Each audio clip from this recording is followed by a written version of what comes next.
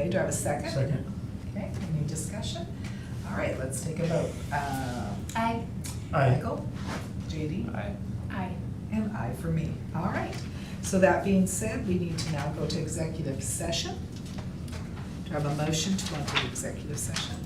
I have to find a place to read. I motion that we go into executive session according to Idaho Code Section 74-2061B. The board may elect to hold an executive session to discuss B, to consider the evaluation, dismissal, or disciplining of, or to hear complaints or charges brought against a public officer, employee, staff member, or individual agent, or a public school student.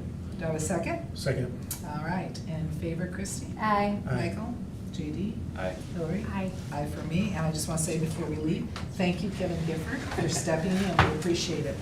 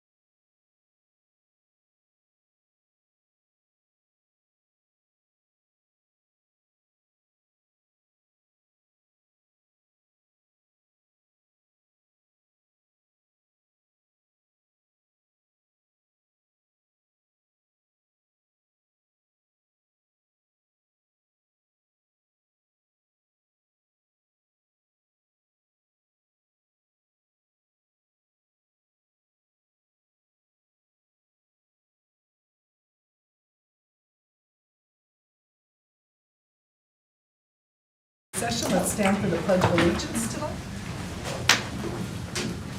Ready, begin. I pledge allegiance to the flag of the United States of America and to the republic for which it stands, one nation, under God, indivisible, with liberty and justice for all. All right. Do I have a motion that we approve the agenda? I make a motion to approve the agenda. A second? I'll second. Any discussion? Let's start with Hillary this time. Aye. And JD? Aye. Michael? Aye. Aye. Christie? And aye for me. All right. Superintendent's report, the IRIs. Would you cheat? Oh, it's you. It is me, sorry, I'm doing double duty tonight. You are. Put your other hat on. Will you pull that slide deck up, Porter? That's what you get when you're in education. That's right. I just wanted to give you a really brief overview of the IRI results. You might have seen an article in the Ed News that came out, and so I just wanted to give you a very brief look at where we're at. We can dig deeper into this later if you want in another meeting, but it's pretty good news. If you want to go to the next slide here. I took all the districts surrounding us and the state average. So you can see there, let me come up here a little bit. We're the green bar, the state average is the light blue bar, and then these are the districts around us. So in Kuna, this is K3, the IRI. We had 69.2% of our students who were at proficiency, which is slightly ahead of the state average. And then you can see West, Ada, and Valley View had higher proficiency percentages than we did. But we even exceeded Boise, which I have to point out. Beat Boise. So obviously with 69.2%, we still have work to do, but it gives you an idea of where we're at comparatively with others around. So it's pretty good news there. If you go to the next slide for Porter, this takes our third grade students this year, and it gives you a look at a cohort of them. These are the same kids in kinder, first, second, and third. The red line represents the state average, and the blue line is our district's average during that same time period. Wow. So we do have a little bit of a dip here, but then we pass them up again, third grade. Different theories on why the dip. Part of it has to do with our dual language students who, due to our research shows they do fall behind and then they catch back up and Were we coming out of the pandemic too at that time? Right That's what I here was was the gonna say, pandemic yeah, year, and this was right, the year right, after, so after, that that's what I definitely was impacted wondering. all of us, so, yep. And these third grade cohort were some of those dual language. Some of them, yes, they're included in this. I don't know what the actual percentage is, because I can only speak to Reed, but, yeah, it's about half of the Reed kids, so I don't know overall for the whole district. But you can see that, overall, the trend line for us is again slightly above where the state trend, if you just connect the dots, so pretty good information there. And then there's one more slide, this so you can see how our schools compare. This is what I was talking about with Reed. They do tend to dip behind initially because the kids are learning some of the kids are learning in 2 languages. But you can see Silver Trail is out here at almost 81%. And then Hubbard is our school that had been piloting Strive. Yeah, and, that's amazing. I looked at Integrity, them. so the work they were doing has paid off, and the Oh other my elementary gosh. principals have kind of modeled around that now, so hopefully that'll help all of us move forward, but that's where we stood, school by school in the district as well, so. Yeah. No, I Anyway. was very excited. I thought it was great, and hats off, we're on the right trail. Yeah. Let's keep going. Yes, we let's have to do keep best going, that's the practices. key, that's Let's the do key. best practices. Anyway, not a lot of detail, but gives you a big picture at least, so that way, because again, I think you might have seen the news reports, I wanted you to see specific to us and how we did, so. Yeah. Any Thank you questions for I can sharing. answer? All right, No. I'll go back to my clerk role. All right, we're going to continue on with celebrations and communications, and Mrs. Linda Blitman is going to talk to us about Boys and Girls Actually, Club. it's gonna be Belinda Gordon. Oh, well, that's even Even better. That's even better, but shh, don't tell Brenda, okay? She can't hear us. Yeah. We just want to take this opportunity, as probably most of you know, we had our grand opening on Friday. Kids were in the club yesterday. So very excited, because the air conditioning hasn't been working at the old street gym, so everybody's been pretty cranky, I guess. So they said, well, they're gonna feel like they died when they have to be in this new big space. And I don't know if any of you made it, I know Kevin was there. It's just an incredibly beautiful building, and just phenomenal that Kuna has this wonderful facility.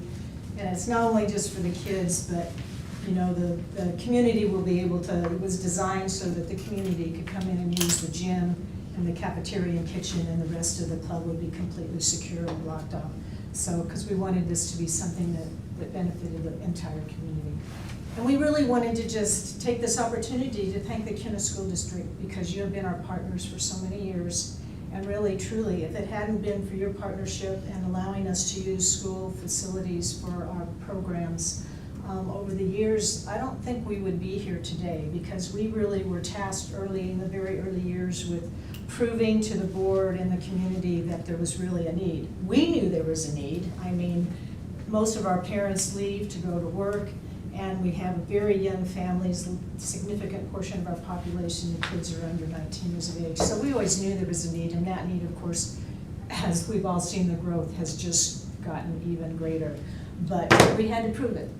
And having a program and the number of kids, and always having a waiting list and not being able to nearly serve the number of kids that needed us, showed that we really truly did need it. And of course, CSB needing to have a child care solution for their employees came in with the seed money, and the fact that the land had been donated many years ago really made it possible. So if any of you get a chance and you want to swing by someday, just give Corey Norton, who's our director, a call and come see the kids in there. It's just a phenomenal space. And again, thank you. You guys have been wonderful partners. We're going to continue our partnership. We'll still have a Kuna committee. Kevin has agreed to be on it in place of Wendy. And you know, we'll still have to do an annual fundraiser and still be involved. So again, thank you so much. So everything to us. I was on that committee in 2007, and just to see, I didn't know for sure if we'd ever get here. That's pretty awesome. None of us did.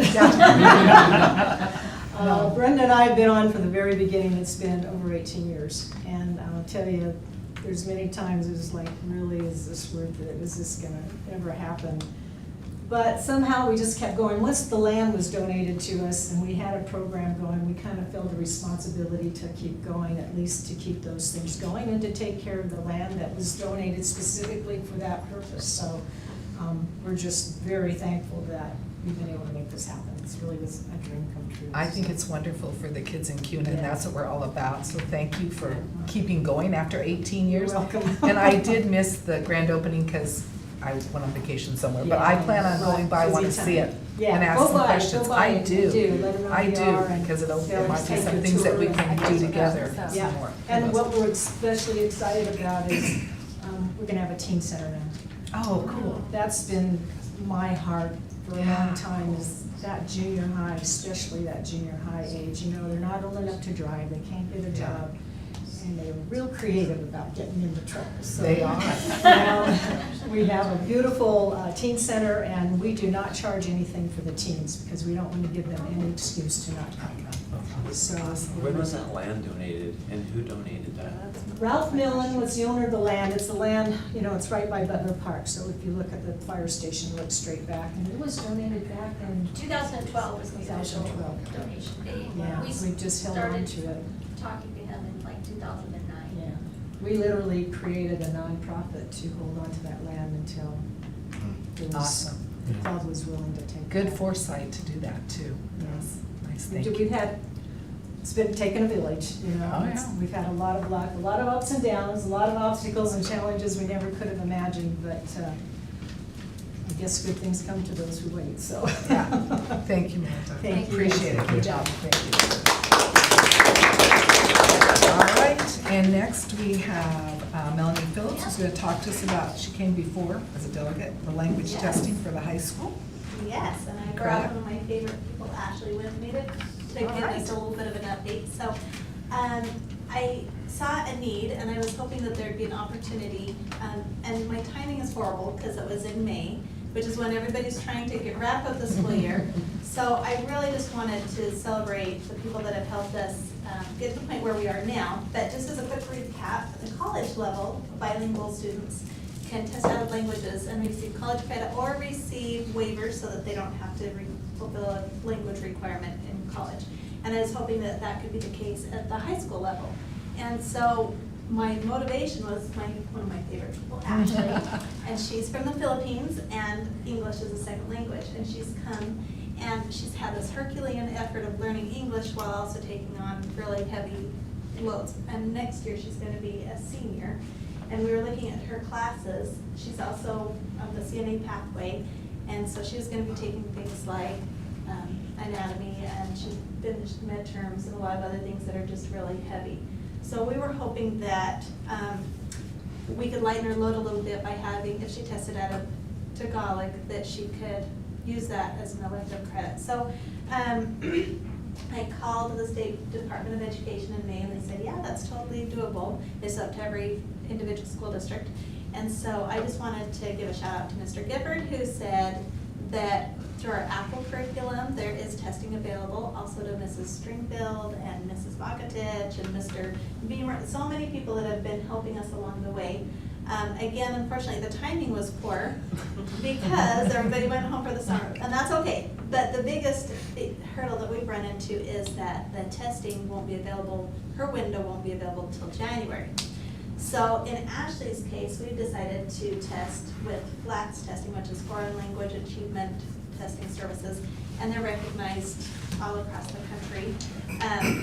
But that way, she can just hit the ground running when we get back to August. We can meet with her counselors, we can talk to Mr. Beamer and with the school district, but we would just hope that we would continue to have that conversation, that dialogue of honoring, and we haven't discussed how many credits, but Mr. Beamer was very open to having that count for some elective credits so that it gives her a little bit of breathing room during her next year. So I just wanted to thank everyone for helping us. We're still having an ongoing conversation, but I just wanted to update you, and I wanted to give Ashley a chance to share her thoughts. So first and foremost, I'd like to thank all the people that helped me come this far, especially to my counselor, Ms. Baktic, and to you, Mr. Gifford, especially to my savior. Because of them, I was able to overcome challenges that I've had as an immigrant student who is bilingual. I'm in a medical pathway whose desire is not only to graduate high school, but also to finish with my CNA. This is very important to me, for this has been my dream, and I've been and always willing to work hard to pursue it. However, being bilingual, classes can double the pressure, not only for me, but also to my fellow bilingual students who has English as their second language. With this being said, as a bilingual student can be beneficial in the fields like law, medicine, and diplomacy by serving interpretation and translation to others. All right, so it's nice that we're all in that. You have a good job. Thank you, Mr. Gifford. All right. Just the Communications. for communications, I just wanted to share, I did share this already, but Rudy Vermoss got a $50,000 grant from Blue Cross for the early learning kids. So what next is where we're gonna go with that, and but it's pretty nice to be able to get these grants that help us with And that particular one is helping at Read, the summer program, or is this a different one? This is a different one for Okay. this school year. All right, good. Yeah. So we still have steps to work on with that. Well, hey, we'll Pretty take excited. 50,000, we'll take what we get, that's awesome. Yes, yes. Good job. All right, did anyone sign up for? We have one, I know at least. Okay.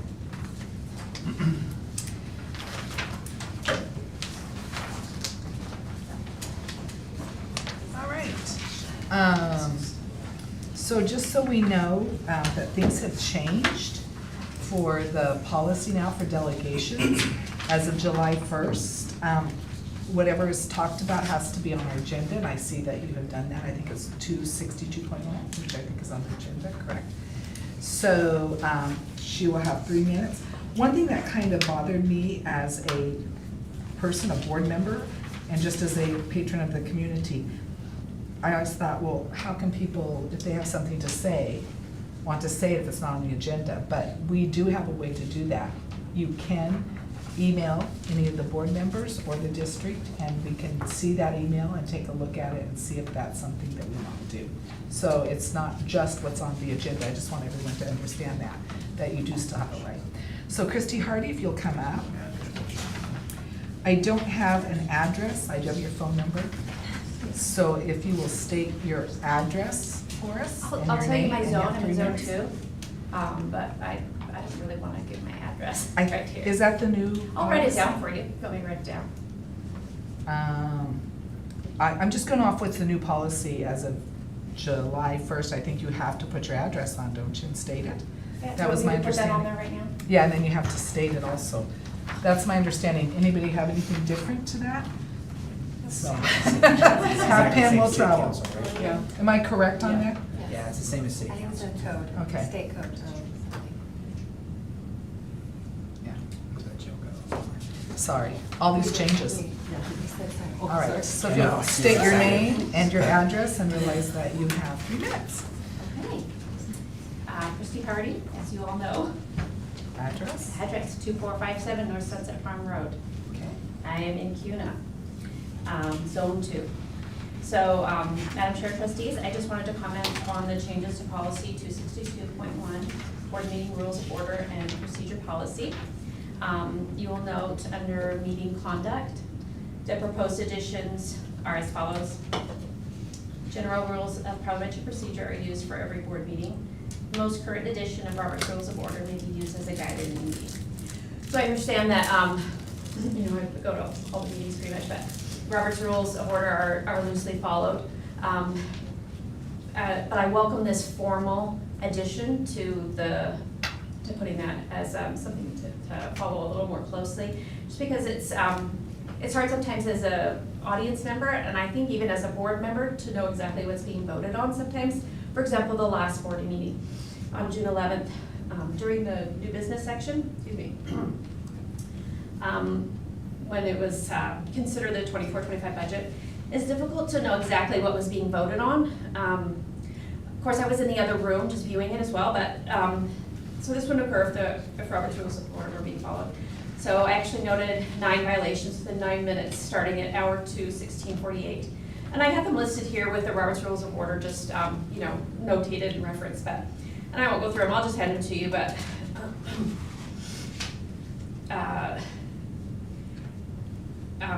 when it's time to vote, sometimes it's hard to know what was being voted on. So that's just what if it was stated before, and was clear to the audience as well what was being voted on. That's what I'm asking as part of this new policy, which I fully support and look forward to it being adopted. And then I was just going to recommend a training session. Of course, I'd be happy to help with that, but even better would be our highly qualified FFA student program, who I believe have received awards for their parliamentary procedure. So anyway, thank you for your time. Thank you. Thank you. All right. Thank you.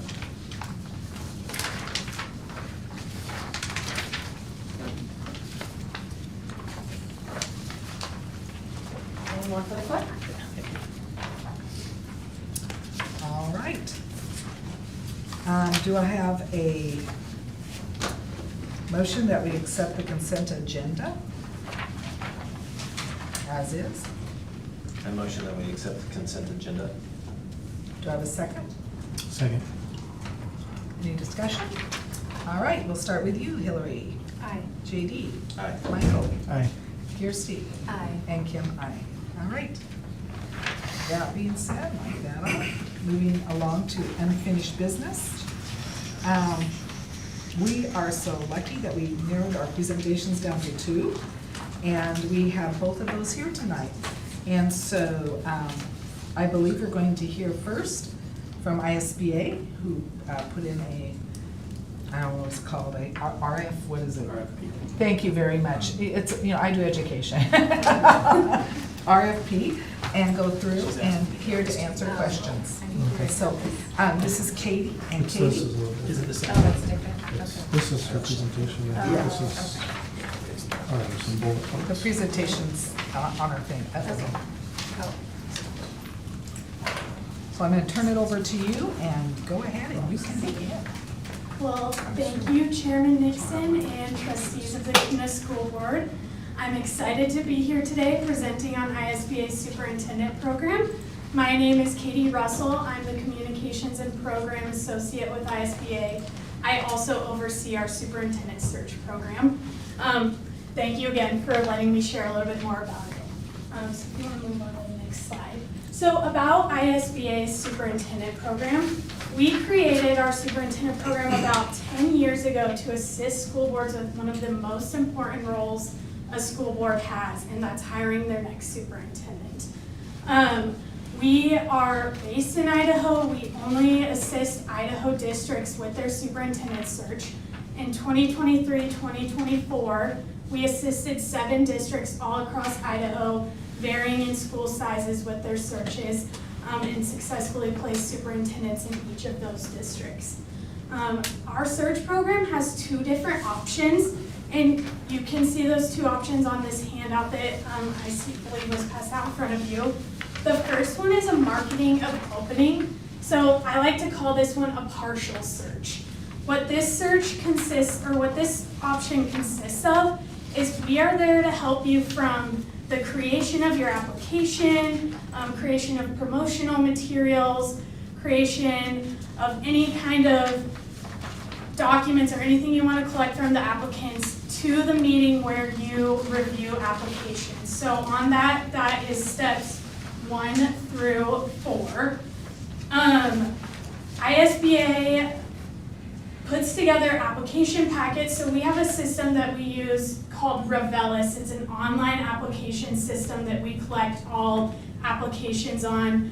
It follows state laws for collecting applications. And then we also do essay questions in those as a way to help kind of get to know the candidates right from the get-go. We also collect transcripts in our application, letters of recommendation, cover letters, your resume, any supporting documents, and then ask that candidates submit their superintendent certification. And we also go in and double check to ensure that they have that certification. So that is our first option, and that pricing is $3,750. So once you reach the point where you review applications and send people on to the next round, semifinalists, finalists, whatever you choose, at that point in time, ISBA would step away. However, we're always still there to help answer questions if that's the option you choose, help give you advice on what we think you should do. We just won't be in district, won't kind of be helping you schedule, things like that. The next option is our full search, and that is $8,750. And with the full search, we are there to assist you from the very beginning to the very end. We're in district for every meeting you have. We assist you with going through applications. We do deep research, and we do this for both options, but we do deep research on the candidates to ensure there's no red flags on the candidates, and if there is, we bring them to light. But then once you review applications, we help you decide if you want to do a semifinalist round, what that round looks like. Once you do a semifinalist round, we help you then again narrow it down to a finalist round where you could bring candidates into district, do community forums, do final interviews, and make the final decision. And we're in district in your board meetings for that to help you along the way. ISBA doesn't select the candidates for you. We're just here as kind of a shoulder to lean on, help you ensure that you're following state and federal laws, and just someone to help the process go smoothly. So, but we don't weed candidates out. We leave all of the candidates in for you to see so that you know that you're making the best decision for your district. I like to say, I don't live in your district. I don't know your community. I don't feel comfortable making those kind of decisions for you. All right, next slide. So we're seeing some some trends in superintendent searches across Idaho and across the country. Some of the most common that we're seeing right now is an unprecedented number of openings state and nationwide. This is due to a number of reasons. Some of them are mentioned on this slide. Some of the most common are salary and compensation factors. A lot of times candidates are in other roles in their district that may be paying more than they would get if they were to move to be a superintendent. Oftentimes they're having to move to another district that may not be able to afford to pay them the same salary they're making now. It's also a tough job. Superintendents are the face of the district, whether in the good times or the bad times. And unfortunately, people are just not as eager to be in the limelight of that anymore. What?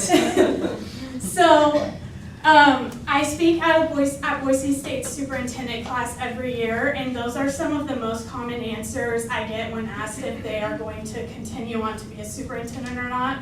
Most of the time, the answer is no, and most of the time the answer is they get paid better in the position they're at than any of the jobs they're interested in, or they just don't want to deal with the political atmosphere that is being a superintendent in Idaho. We're also seeing fewer in-district and neighboring district candidates applying, and this is due to the same reason. It might also be due to they're comfortable, they don't want to uproot their family to move to districts where they may get a 1 to 2 year contract, and it may not work out, and they're uprooting their lives to do all of that. So this is nationwide as well as Idaho-wide. This isn't something uncommon to Idaho. So these are just some trends to be aware of as you go about your superintendent search. Next slide. So now I'm just going to touch a bit on some hiring best practices as you go through your superintendent search. ISBA, part of the reason that we are assisting you in all of your board meetings is to help ensure that you're following state and federal laws and guidelines when it comes to your superintendent search. We want to ensure that you're doing everything by the book. When you're done and ready, you feel confident in your decision, and there's nothing that's going to come up later on. So one of the ways, and if you want to move on to the next slide, one of the ways that we do this is by helping you know when you should be in open session versus executive session when discussing superintendent searches. So per Idaho code, you should be in an open meeting anytime you're discussing qualities, survey results, the superintendent process as a whole, creating the timeline, discussing salary or negotiations, and then anytime you're making a decision. This can feel kind of funky because you go into executive session to discuss the candidates, but you cannot make a decision on those candidates in executive session. If you want to move. So when the board should be in executive session is anytime you're discussing specific qualities to a candidate. So this is anytime you're reviewing the application packets that ISBA puts together, anytime you're discussing reference call results, if you do community forum or some kind of community event where you get community feedback, those are discussed in executive session because they talk about specific candidates and their specific qualities.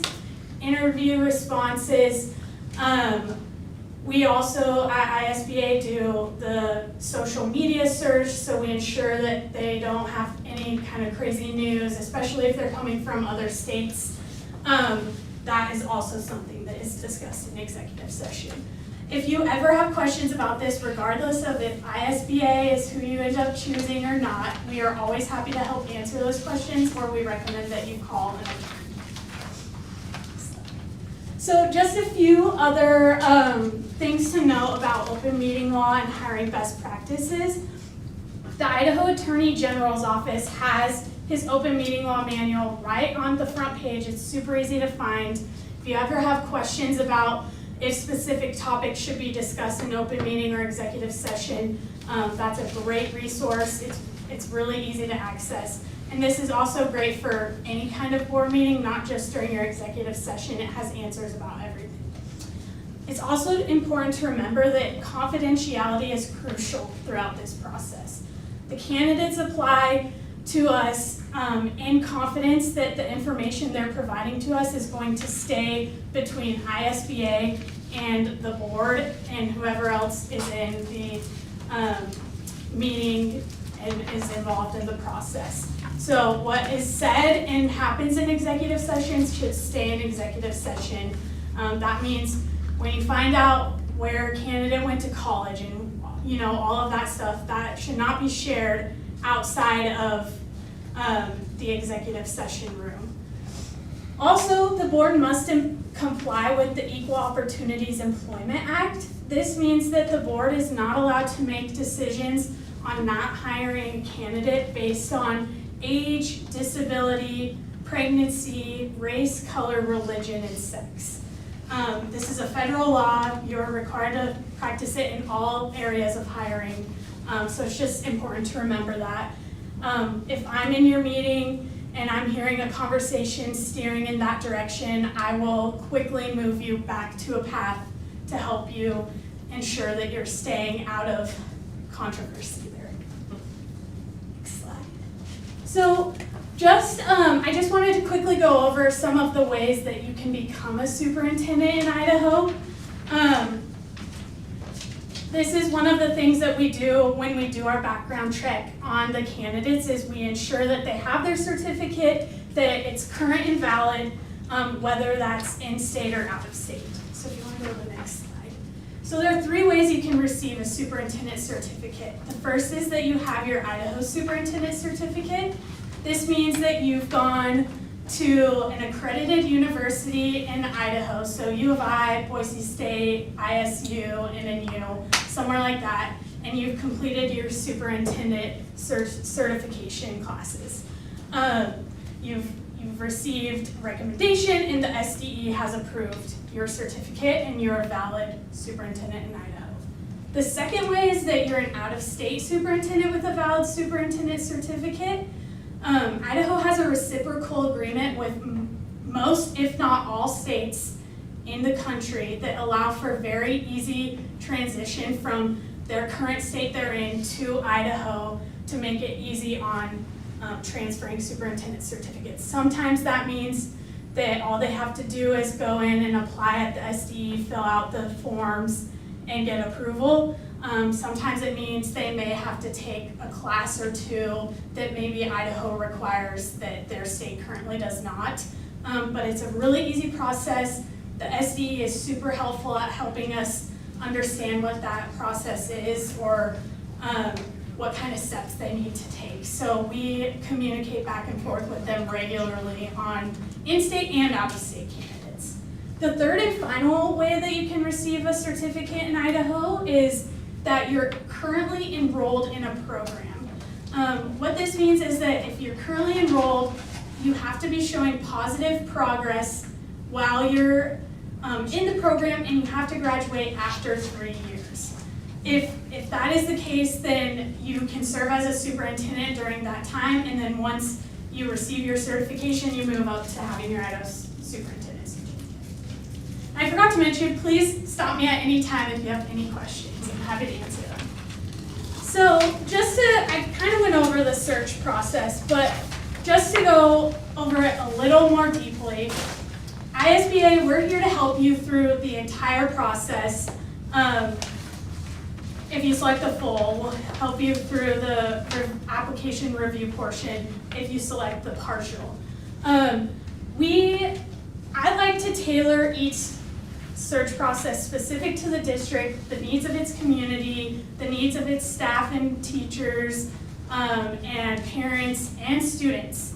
So I find that it's really important that from the beginning, we sit down and really discuss what you want your search to look like, and we tailor it specific to your needs. So this is kind of the general overview, but if you were to hire ISBA, we would sit down and go over what you want each process to look like.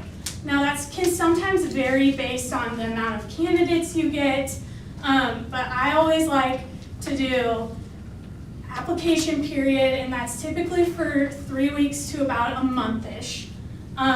Close the application, and then we do the board meeting where we review applications shortly after that. After that meeting, you will hopefully have a number of applicants that then you can move on to the semifinalist round.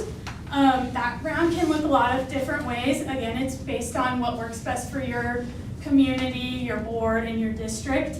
Most of the time we see districts bringing candidates virtually for like short 30-minute Zoom interviews where they then narrow it down from there. We've also seen districts who in that time period, they do reference calls at that point in time, meet again, narrow it down from what they hear on reference calls. Again, it's based on how you feel about the candidates, what you kind of see as what works best for your board. From that point in time, we hopefully will be able to move on to the finalist round, where you'll bring in hopefully 3 to 4 candidates. They'll come in, visit the district, do district tours if you choose to, community meet and greets or community forums, which I'll touch on in a little bit. Give you everyone in your district, everyone in your community, many opportunities to get to know the candidates, meet the candidates, and provide their feedback. After that's done, after the board's conducted interviews, you'll convene again, have your final discussions, and hopefully at that point in time, you'll feel ready to make a decision on who your next superintendent is and go along with the negotiations process. So just a little overview of what the search process looks like. In Idaho, the typical search season is about November to May. However, that doesn't mean that you can't start your search right now if you want to, and that there's not things to do to start your search. We just typically see the best applicant pool when you begin in November. By that point in time, people kind of have an idea if they want to stay in their district, if they're ready to leave. They may know that contracts are going to be up and they're feeling ready for a move, things like that. So that's when. I just have a question about that. So you're suggesting in November we start with number 1 type of thing, is what you're looking at? Yeah, so. And then you go through until you end up with number 9, which would be May. Yes. Okay. And actually, it doesn't even have to go from November to May. It typically is actually a lot shorter than that. That's just the typical season we see. And some of these steps we can start right away. There's some things we can do some promotion right away. We can kind of establish some form of a timeline right away. But my personal suggestion would be to wait to open the application until around November timeframe. Just that's when you're going to see the best candidates. The average applicant pool that we have seen is around 8 to 12 candidates. This varies kind of depending on the location of your district, the time of year you're doing the search, the size of your district. Sometimes we see that rural school districts struggle a little more than districts closer to bigger cities. We also see a pretty healthy mixture of in-state and out-of-state candidates. Last search season, I had almost an even number of in-state and out-of-state candidates, and they weren't just from the surrounding states, they were from all across the country. We had a large selection from the East Coast and the Midwest. So we have a list of superintendents from all across the country that we email when we have searches, let them know the searches are available, give them the brochure, give them the link to apply, and we email them quite frequently throughout kind of our search season. So they're being reached. We also see that searches are typically done by the board with many, many opportunities for community input and involvement. This doesn't mean that you can't do a hiring committee if that's something you want to do, but we see most often that boards involve the boards only and then provide opportunities for staff, parents, stakeholders of all sorts to come and participate in the soup search portion. I think it would help with transparency, what we're doing and who's coming, so it's great. Yeah. We'll move on to the next slide. So speaking of community involvement opportunities, some of the most common we see are community and staff forums, community and staff meet and greets, and then district visits. These are typically done when you bring in your finalist. It's just the easiest that way. It's less hassle to schedule a few people versus maybe 6 or 7. And again, this is something that can be tailored specifically to the needs and wants of your district. I've done districts where we've just done one simple forum for everyone in the community, everyone in the district. But I've also worked with districts who have really narrowed it down and involved short forums for their PTA, their parents, their staff, their students, their community members, every stakeholder group you want to involve, we can involve if that's what you want. we also have done community and staff meet and greets where the forums are a little different from the meet and greets. The forums are kind of structured. You have specific questions that you ask the candidates. It's like a timed event. They answer a certain amount of questions in a certain amount of time, and then it's done. Meet and greets are kind of more casual. People can come, meet, and talk with the candidates, and then provide feedback from there.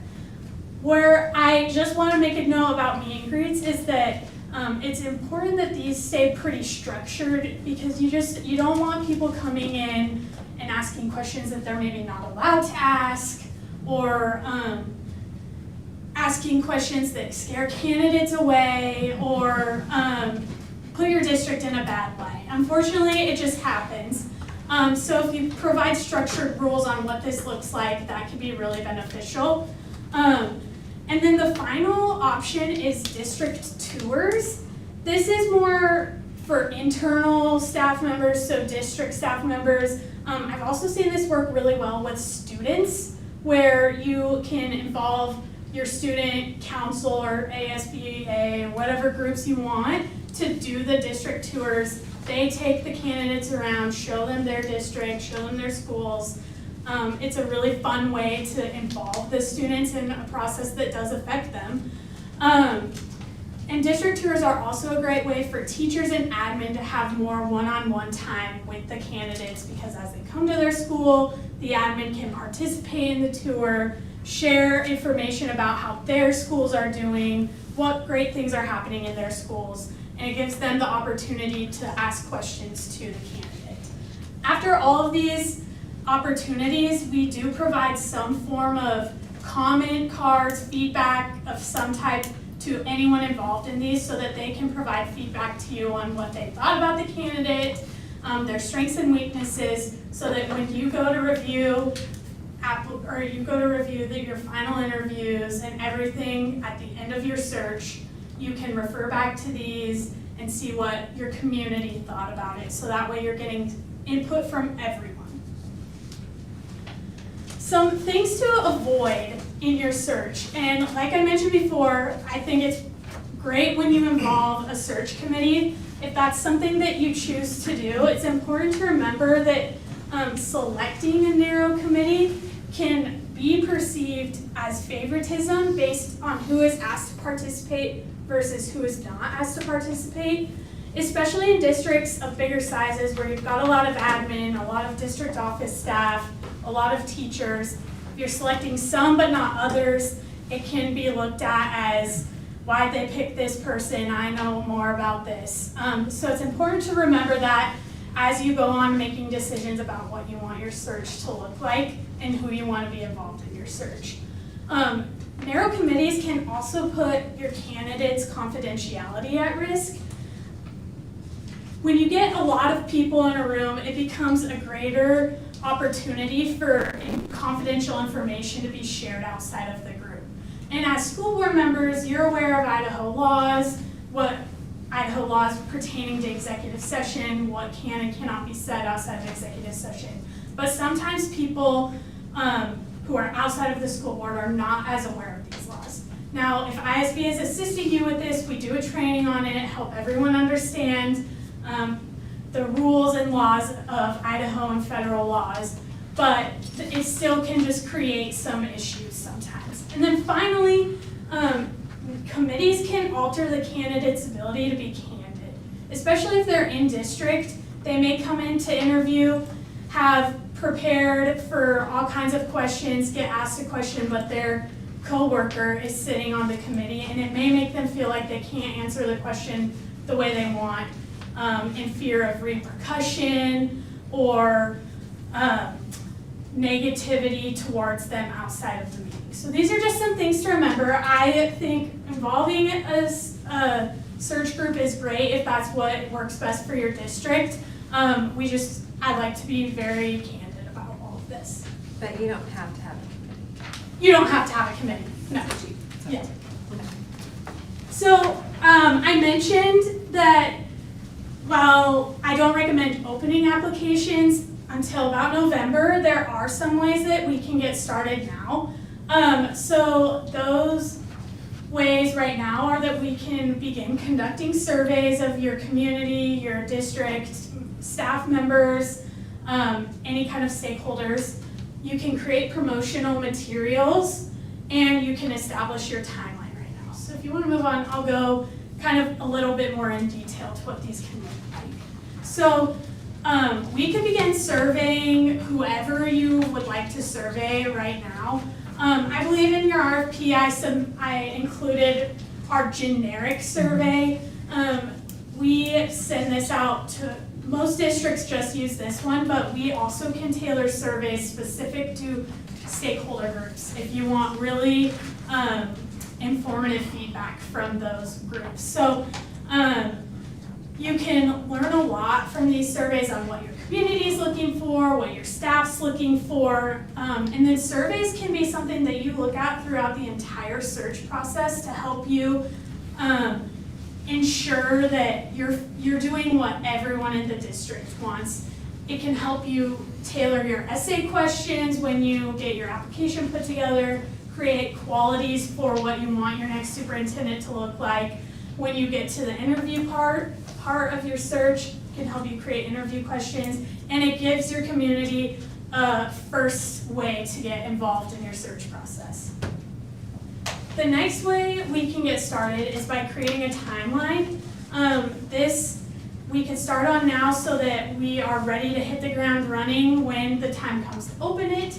It's a great way to be transparent with your community on what you want your search to look like, show them all of the opportunities they have to be involved in the search process. And it's another great way to share this with your applicants so that they know when they can expect certain things to come and when they can expect the final decision to be made. Now, timelines can be kind of a draft, and we can work with them a lot, as things may come up, or you may want to extend your opening or whatever it may be. So they can be flexible, but having a timeline plan is a great first step. Next, we can begin collecting materials for your brochure. The brochure is a great way to really sell your district, sell Kuna's community, share all of the things you're proudest about Kuna, about Kuna School District. This is the first thing your candidates see when they look at the application, so you want it to have all of the best information, as well as your district statistics, so how many students you have, what your budget is, all of that kind of information. Any information you want to share. It also has a timeline on it, and then it also, if you choose to, which I do recommend in today's times, to have some form of a salary scale, whether it's just a minimum salary or salary range. I see a lot more success in districts who post some form of a salary than districts who don't in getting applicants. And that's just along with the times. People want to know what they're going to make before they decide if they want to uproot their lives. Next slide. So another thing we can get started on is social media. We can get started creating some promotional graphics, get started on creating graphics for when you do open the search so that we're ready to go. Gain some excitement. Your community can feel involved. They get to share this with each other. And educate. We can begin educating people on social media on what the district is looking for in terms of their next superintendent. I believe that is everything. Awesome. If you have any questions for me, I'm happy to answer them. Anybody have any questions? I'm gonna go back to the price, just because Yeah. we are on a budget here. Yeah. And you had mentioned, I think it was, let's see where I saw it, I know it's somewhere, 3,000, whatever, it was on the first one over here. There we go, yeah, thank you. 3,750. Now, I also know that being a member of ISBA, we do get sometimes a kickback or a discount, or however you do that. Yeah. What does that look like for that pricing, plus the 8,750? Would you mind sharing that with us? We just made some cuts. Yeah, thank you, Chairman Nixon. So we provide reimbursement, or I guess we don't, the SDE provides reimbursement for our superintendent searches. So if you were to do The partial, so option 1, you would get about $500 back in reimbursement from the SDE. If you were to do the full search, you would get $2,000 back.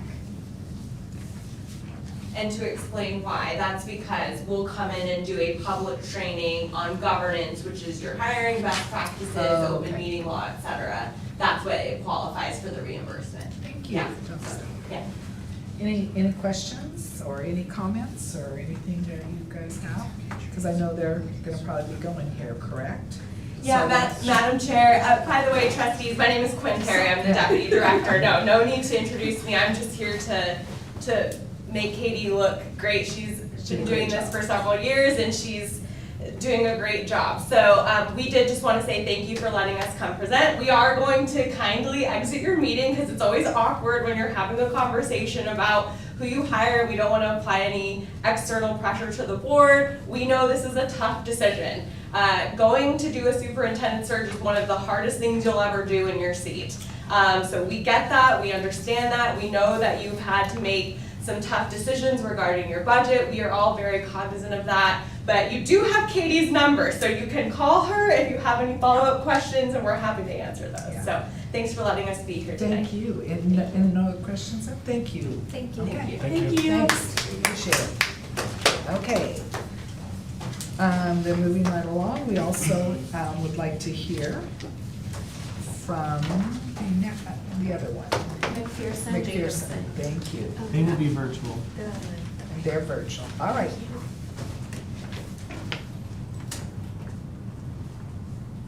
There's 3 of them? Yeah, I think those are the 3 that will be helping us, Okay. if I remember correctly. Do we need to address them so they know? Yeah, can you hear us? Yes. All right. So we are looking at your slides, and so if you'd like to start and introduce her, however you want to do that. So hold on. You got it? Can you speak again, please? Can you please speak again? Hello, how are you? Okay. I think we're good, right? Yeah. I think so. Go We ahead can and you hear can you. go ahead and start, and we've got the slides coming up. They're reloading them. All right, very good, and I appreciate, I don't know who's doing the slides, but Cam's kept us very informed on it, so we appreciate it very much. Hello, everyone, good evening. My name is Steve Joel. I'm a consultant and a member of the executive board of McPherson Jacobson, McPherson Jacobson, a national executive search firm. Been with the firm for 25 years plus, done more than 70 searches, but I think I'm better known as a recovering superintendent after 37 years in the seat. The last 12 in Lincoln, Nebraska. I retired a couple of years ago. So this is my passion. This is what I really enjoy doing, and Kirsten Jacobson has done, I think we did 60-something searches last year in the country. And I'll talk more about our Idaho involvements, but let me have my colleagues introduce themselves. Shar? Hi, thanks for having us. I'm Shar Johns. I'm a retired administrator, and I actually live in River Valley in Montana, just south of Missoula. I've been with McPherson Jacobson for about 4 years and done several searches in Montana and in Idaho. Most recently in West Carolina. Thanks for And your questions would need an introduction, okay? Yeah, I can just jump in. Andy Grover, most of you know me. I live about 3 miles from where you guys are sitting. Sorry I can't be there personally. I'm at a national conference in Washington State, so I'm jumping on remotely, but it's good to see everybody. Very good. Appreciate that. So I'm really excited about the team we've put together. Again, we've been involved in searches for a lot of years in just about all of the states in the country. We've in Idaho, I led the Teton County search a year or 2 ago. I know that Shar has been involved in West Bonner, which has been quite newsworthy over the last couple of years.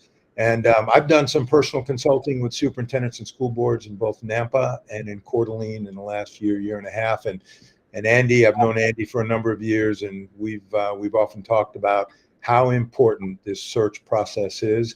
and how important it is to help superintendents and boards find the right match to do the work. Because as you previously heard, this is a tough job. It's getting tougher, and American cities and American public education need great leaders. So next slide, please. Now we know that when communities elect people, they elect the best they can, and the folks that come together are pretty eclectic. They come together with a lot of differences, sometimes differences of opinion, but the work that we do is really about bonding you as one in the most important activity that you undertake, and that is the hiring, supporting, developing, compensating, and evaluating the superintendent of schools. So on behalf of your kids and lots of kids in your state, thank you for your service. Being a school board member isn't easy either. Next slide, please. You have a copy of this, so I won't read it, but we have a couple of beliefs. We believe it's all about students, and we believe that that leadership really can develop and determine what happens with kids, and that's what we do when we work with districts. Next slide, please. We've been around a long time. We've nationwide network at 120 consultants around the country, and again, I'll just say it. If the beginning of this year is any indication, it's going to be another record year of openings. We've already, I think we've obtained 8 searches as a firm, and that's for the next school year. So a lot of people taking retirement, making announcements early, and the earlier we can get started, the better the outcome is, we believe. Next slide, please. There's our consulting team. You'll get the 3 of us. We'll have our undivided attention, and we'll work with you from the beginning to the end. And then we'll talk about what that process entails. I think you'll see that we've really given we've got a lot of experience. We've given a lot of thought to what does it take to make this process work. Next slide, please. Next slide, please. So when you hire a search firm, and you heard a previous presentation, it really is about relationships, and it really is about what we bring to the table for you. And we have a very structured, objective process from beginning to end. However, every single search is customized to meet your needs. And when we have that first meeting with you, and hopefully it would be in person, we would talk about what that looks like. We create timelines. I think we put in our literature, we want anywhere from 4 weeks to 12 weeks, from the time we meet with you to the time we bring you the people who we believe most closely meet your criteria. Nobody in America does stakeholder engagement better than we are. I'm in Louisiana right now, and we've just begun a search down here, and we just spent 4 days meeting with, 22 to 25 stakeholder groups. We hang our hat on that, and it doesn't have to be face-to-face, but some boards really prefer us to be there. We've built into this package 1 full day of stakeholder engagement, and we do that on your behalf. And we do that as a way to let your stakeholders, your key stakeholders, know that you believe they matter and their voice matters, that it's going to be your decision, but their input is very, very vital. So at the end of each of our searches, and you can check our references, boards often say, we really appreciate the fact that, we're getting some credit for reaching out to our communities. And then we do all the designing of the applications, the postings, the brochures, the graphics, and all of that goes into a search process. Next slide, please. We hang our hat on recruiting and vetting, screening. We verify all resumes. We communicate directly with all candidates. You'll find if you talk to superintendents, even in Idaho, and I think Andy would probably shake his head in agreement with this, our reputation is good. We treat our candidates very, very well. We don't have a pool. We don't have a list of candidates we promise jobs to. We never rotate superintendents around districts, but we treat them as professionals, and we do that at your request. So they like coming through our process. We maintain confidentiality to the degree that we can, given state laws. And at the end of the day, if they don't get the job, they're not mad at us, and we look for other opportunities for them, and they with us. We understand, and having Andy on the team and experience in Idaho, we understand your Open Meetings Act. Every state is different. And then, we're going to tell you what I think the previous presenter told you, and that is salaries matter. And it's a recruiter's game. And we would say to you, do the very, very best you can with salaries and benefits. And that'll be directly related to the applicant pool that we're able to obtain. Next slide, please. We've done over 1,000 searches, 45 states. Call our references. Feel free, any of the ones that I've been involved with, that Char's been involved with. I think Dr. Grover, you know him very, very well. Call our references and ask about the relationships and the services and the service after the contract. I think our reputation stands tall. Nobody can beat our longevity record. 85% of the candidates that we hire are still in their position after 5 years. And I will tell you, every search that I do, I tell boards, we have to have the superintendent be here for 5 years. That's the only way to move the needle. Some states have 3-year contracts, 5-year contracts, 2-year contracts. But what we basically say is go into the search process believing that your superintendent, in order to do the right work for your children and for your community, that they be there for 5 years. And I'll talk about how we really reinforce that through our model. Next slide, please. We don't hire superintendents. We are recruiters of talent. This is a recruiter's game, and we represent you. We don't represent candidates. We represent you. At the end of the day, we're your agents. Next slide. So the timeline really begins when we have our first meeting, and again, I would say 8 weeks, 12 weeks, because we're going to start pretty early in the search here. And that gives us plenty of time to create the model that's going to work for you. Next slide, please. So we have 5 phases, and really, again, I've been a part of the company since it began. Next slide, please. So phase 1 and phase 4 is where you're directly involved. So in phase 1, we'll come out and meet with you, and we will help you develop the desired characteristics that you're looking for. So use a little technique, nominal group. That's nothing. A lot of people use it and know what it is. But we're going to help. We're going to work you to consensus on what are the 3 to 5 highest priority characteristics that you're looking for. And it could be anything from, experience as a superintendent to knowledgeable of Idaho law and legislation to teaching experience, principal experience, must have a doctorate. We have some districts that tell us that is a minimum criteria, but you'll create that, and that'll be yours, and that'll be different from any other search that we do. We encourage a very open, transparent process. We want to advise you who most districts would use in terms of gathering feedback, but you may have some ideas on that too. And I'll tell you that in Louisiana, the search I did, the hits were the kids. We met with high school kids, and they laid it out as you would expect kids would. So we always encourage boards to include students in those stakeholder groups. And again, we've built into the package 1 full day, and we'll start at 8 o'clock in the morning, and we'll have 1 or 2 community events where it's an open call to all community members, but we want everybody's voice to be captured. And by the way, we have a contract that doesn't cost you anything.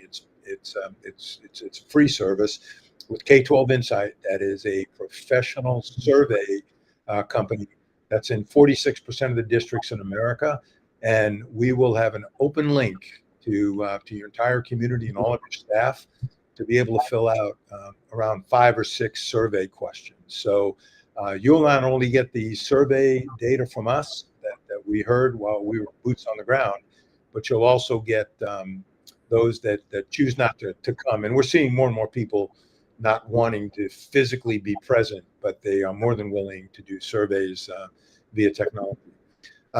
We'll work with you on advertising venues. I think those are pretty simple state by state. By the way, we get about 8,000 to 10,000 hits on our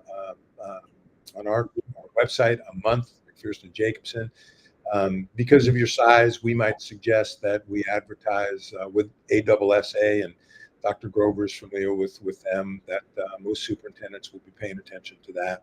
We'll help you with salary range and understand. We've read and we know and he's told us budgets are tight, finances are difficult, and we'll work with you on salary ranges that hopefully can be competitive. And then we do all the posting and the vacancy announcements, and we're stem to stern. So we spend all of our time, once we're done with you in that first meeting, just recruiting, making phone calls, and accepting applications. And then I'll talk about in phase 2 what we do with that. Our second meeting with you, though, is phase 4, and that's after we've done all of our vetting. And we need, by the way, we need 3 hours from you in phase 1, and we need 3 to 4 hours from you in phase 4. But in phase 4, that's when we bring you the finalists. They will have done video interviews. We will have done all of our vetting. We'll tell you everything we know about them, from parking tickets in college to hopefully not being asked to depart districts. We don't leave anything for chance. When we vet, we ask every candidate if they have any skeletons in their closet, and we disclose everything we can disclose to you that we know, and we disqualify people pretty quickly if they don't have the credentials that you're looking for. And then also in that meeting, that second meeting, the formal meeting, we work you through a process where you identify who you want to interview. We'll bring you a short list. We'll tell you about them, and you'll decide how many of those folks you want to bring in. Ranges anywhere from 2 to 5 is what we've typically seen. We help you with the interview process. We schedule and coordinate interviews, interview questions. We help you develop them. We ask you to submit to us 3 questions that you would like to ask in those interviews. And then we keep all candidates informed of their status. There's never any secrets. There's never any surprises. If a candidate isn't going to have strong considerations, we let them know. We let them know early, and they appreciate that. So so phase 1 is a meeting with you. Phase 4 is a meeting with you. Next slide, please. Phase 2 is our boots on the ground. We'll meet with those stakeholder groups. We'll be here as long as we need to be here. We develop the materials. We send out and receive all application materials.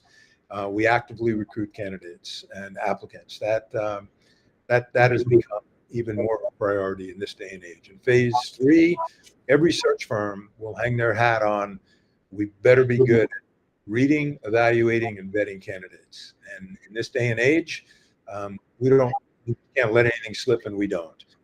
We do reference checks. We do background investigations. I mentioned to you that we start with an interview with each viable candidate, and we basically ask them, we run them through 30 to 45 minutes. Tell us why you're interested. Tell us what you're most proud of. What are you really good at? What's your best leadership skill or characteristic? And then what are those skeletons in your closet? And then we invite those that we think are finalists. Andy, Char, and I will conduct the background checks. We'll have a meeting amongst ourselves. We'll decide who's worthy, who meets the criteria, who we're going to advance. And then we ask them to do video interviews, which we will bring to the meeting when we present those finalists to you. And those videos are really sort of meet and greets around 3 questions, and we'll determine what those questions are once we have a better handle on exactly what the district is seeking and what your challenges are. But that'll be a good reference for you. You can put a name with a resume. Next slide, please. This is the one I'm just gonna tell you that I like this the most. This is, you've got a superintendent. We've had a successful search, and we'll come back in phase 5. It's our guarantee. You get a 2-year guarantee with our process. We come back, we meet with you and the superintendent after 30 to 45 days of work, and we do team building. I can tell you that this is probably the phase that leads to our longevity, leading the country. And I like this work because as a superintendent, I was the one that said to the firm, we have to bring this piece in, because superintendents on July 1 or whenever the contract starts, all heck breaks loose, and they now get pulled in a million different directions. And going through the interview process, they've now learned what the challenges and the priorities are, and how do they determine what are the highest priorities. So that's what phase 5 is. You'll love that. I'm going to Reno, Nevada next week to do their phase 5. I did the Washoe County search a couple of months ago, and they're at that phase 5 right now after they made their selection. So love that work, and you will as well too. Next slide, please. So that's the investment, $17,800. Realize it's a little bit higher than what you heard from the previous presenter. But that's a not to exceed amount. So that includes expenses, travel to Idaho, to Boise, 30 days. You get all 5 phases, 30 days on ASSA, which will get you national marketing. Of course, you get that with our website as well. 30 days on Ed Week Online, which is something that superintendents and assistant superintendents read regularly. And 30 days, if you'd like, on the National Alliance of Black School Educators. It's a partnership that we have with them. ALAS, if you're interested.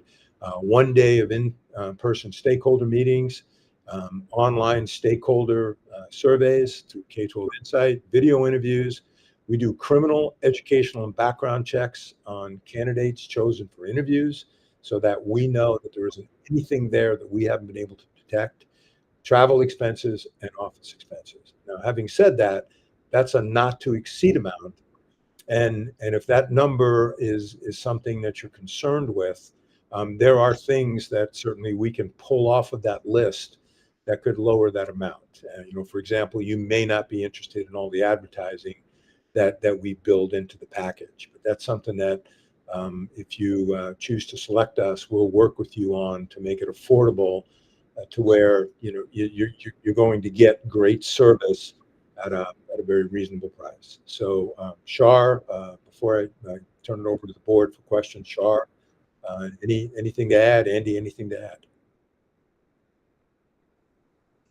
I don't think so. I just, thank you. I just wanted to just expand a little bit on the phase 2 and the stakeholder engagement, just because I think it's such an important part of it. We just work to involve your stakeholders early and often.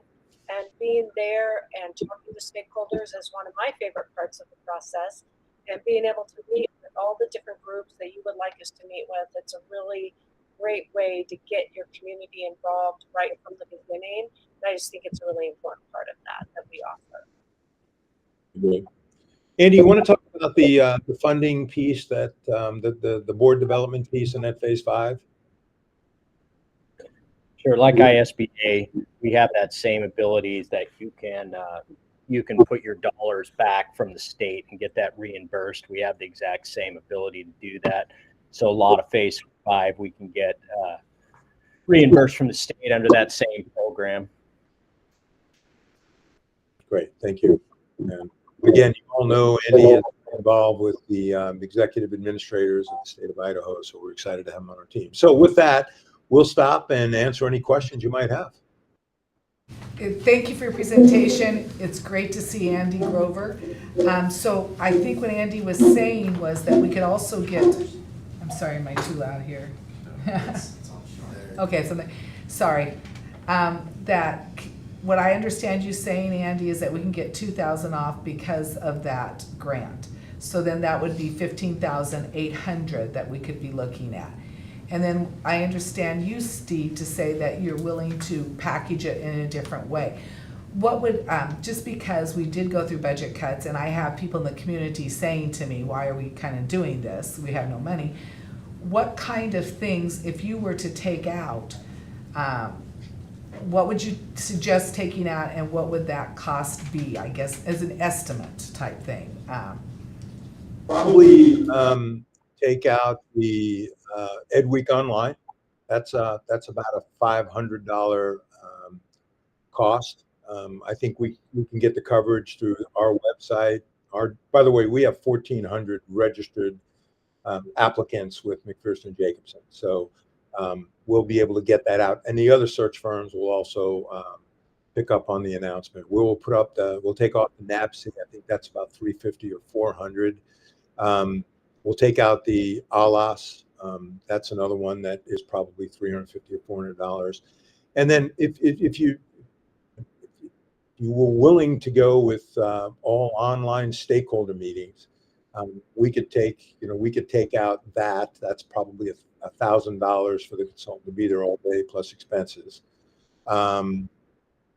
We could go virtual. I mean, I would have the home office put a pen to it, and if you gave us a number and said,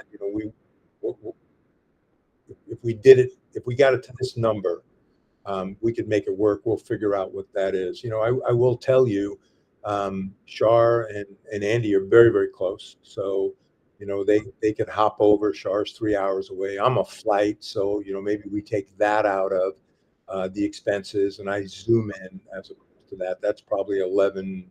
That's probably 1,000 to 12 or 1,300. So we can get it down. If you're interested in doing that. Thank you. Are there any other questions? I just kind of had that. I was just wondering, what's the average number of applicants for the district that are you seeing right now? If you list it, they will come, right? I mean, that used to be the old days. So average number of candidates varies by state and it varies by size. Your size is going to be attractive, we would guess, in your location, your size, your reputation. Idaho's a challenging state right now. There's no getting around that. We're seeing there's a big difference between candidate applicants and viable applicants. If we get between 7 and 11 viable applicants, we consider a search to be very, very successful. We've been seeing anywhere from 20 to 40 completed applicants. Now, I will tell you, McPherson Jacobson, any search firm, is going to tell you that there are people that apply for every single job that we have. And there's a lot of those folks that are out there. So our target would be if we had 7 to 11 that were interesting. We've got a great population to go forward with. I think you'll see between, I'll just call it 18 and 30 completed applications. And by the way, we'll bring all the applications on the day that we meet with you so that you can go through those. And if you want to ask us any questions about why we didn't advance somebody. And I also neglected to mention too, we treat internal candidates just like we treat external candidates. We're seeing a lot of internal candidates in searches right now. And school boards really want them to go through this vetting, the type of vetting and interview process. And we're about 50-50 on whether internal candidates get the official appointment or not. But we treat them exactly the same. I have another question. I wondered, after watching the previous presentation and knowing your particular business, where would you say that you stand out? Like, what would be worth the additional investment? Well, you're getting a nationally leading superintendent search firm with a presence in Idaho and a reputation that candidates are going to find very, very trusting and verifiable. So they know who we are, we know who they are, and they're going to apply, and we're going to treat them right. And as soon as we list this position, we'll be getting inquiries.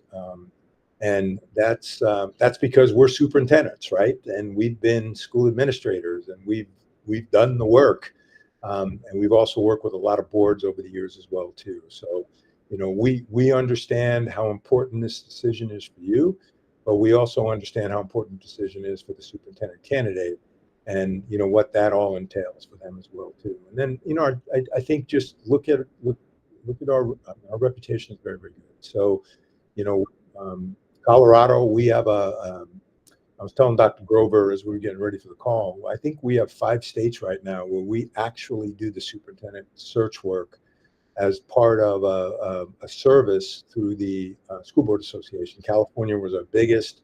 We've done the Dakotas, Oregon, Washington, Arkansas, Nebraska.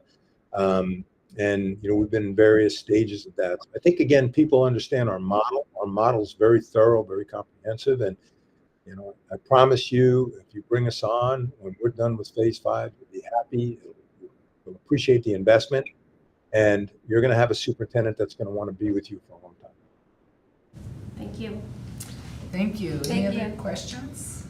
The 2-year guarantee, that meaning that if we find a superintendent, they're gonna last for 2 years, that's the guarantee?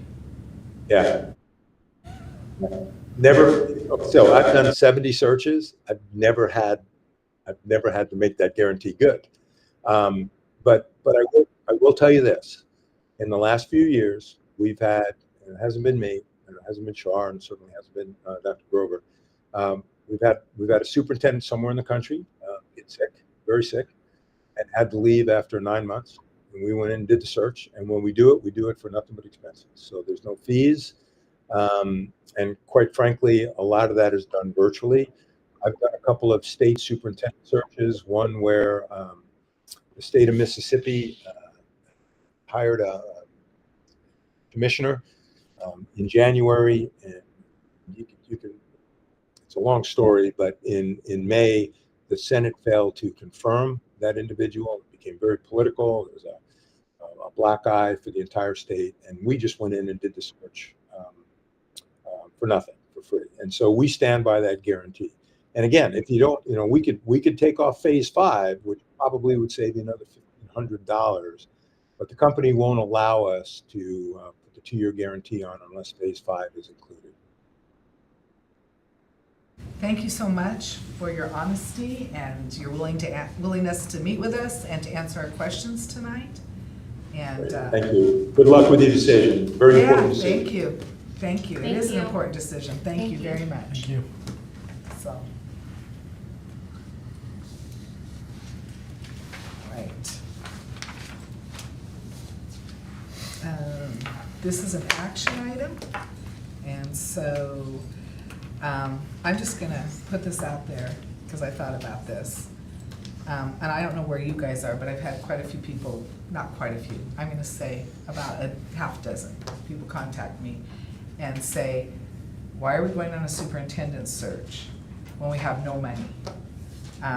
And so I'm just gonna put out that we have a third option here, and that would be to keep the regime we have for another year until we can get a levy going or until we can do something else. And the reason I'm saying that is because I think some of the constituents and stakeholders that I represent out there feel that way too. So that's why I'm kind of saying that. But it's just a third option, and it's not one that we have to do.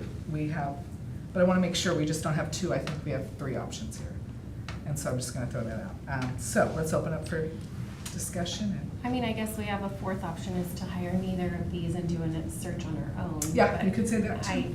Not that I'm advocating for that, but I do Yeah, think you could that's say another that. option. Yeah, you could say that. I don't know if I like that option. No. I don't know if I consider myself a guru on this or the time that has to be spent on this, and it is a pretty serious thing, but you're right, that is an option we have. I think the other thing that we probably should talk about too is the third option that you brought up. I mean, it's horrible to say this, but we're financially strapped. And the third option, our current superintendent is offered to pretty much keep her same salary and help us, which is a huge deal.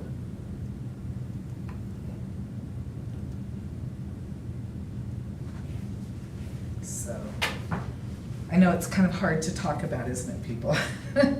But it is an action item we have, unless we don't want to make it an action item this time. As you heard, prior set, that we are a little bit above the, start. Some people don't start till November. So that is, I guess, the 5th option we have. I think I would like to Yeah, go do you have a ahead 6th with one? an I don't know. action item. Do you not have a 6th one? We could just start. I'd like to continue forward with the action item. I feel like, I feel like we need to move forward and, Sure. and do a search. I think that the most attractive part about the ISBA Superintendent Search Program is the price. I certainly think that in presentation and the way I feel about the McPherson and Jacobson search, I think that we'll be getting a better search and process. More professional, wider net, superintendents themselves, that type of thing. So, I mean, those are some things that are running through my mind. Yeah, I guess my feelings, I guess if that's what we're discussing, and I don't want, I probably lean towards ISBA because they're 20 miles down the road if we need anything, that's one thing. Two, they've done almost, when I looked at, not tonight, but when I looked at their package, they have done almost every school district in Idaho, so that experience, I think, is very important to Idaho, and to know that. You know, the price, I think, is great. I like the fact that they're willing to do whatever we need, and I really look at them as the same. When I look at their 9 points and these 5 phases, to me, they cover a lot of the same. So I you know, maybe it's because the people that are on the, not the ISBA one, but the other one, they are more professional, that they've been superintendents, but yeah, I just think there's more experience with ISBA for Idaho. More Idaho experience, but maybe Well- not likely experience by the individuals conducting the search. But I think, in all honesty, they said in their search that they've gone out all around the United States to find people. It's just not Idaho. They do open that up, and they do have that. Right. And so, I mean, we're looking at, what, it sounded like he could get us down to about 10,000 versus 6,000, and maybe. Well, I don't think it's 10,000 versus 6, it'd be 10,000 versus 87. Is that what you're comparing? No, because they'll give us 2,000 You're back. comparing the 2,000 off. Because they took the 2,000 off the other, the 17, and then what he said. And it could be a little higher. I'm just doing that in my mind mentally. I don't think McPherson's getting down to 10,000. Maybe not, like I said, I With just, the when he was 2,000 doing back, she's saying. the 2,000 Well, I plus guess he you're said the about 100. 16, that would be about 16,000.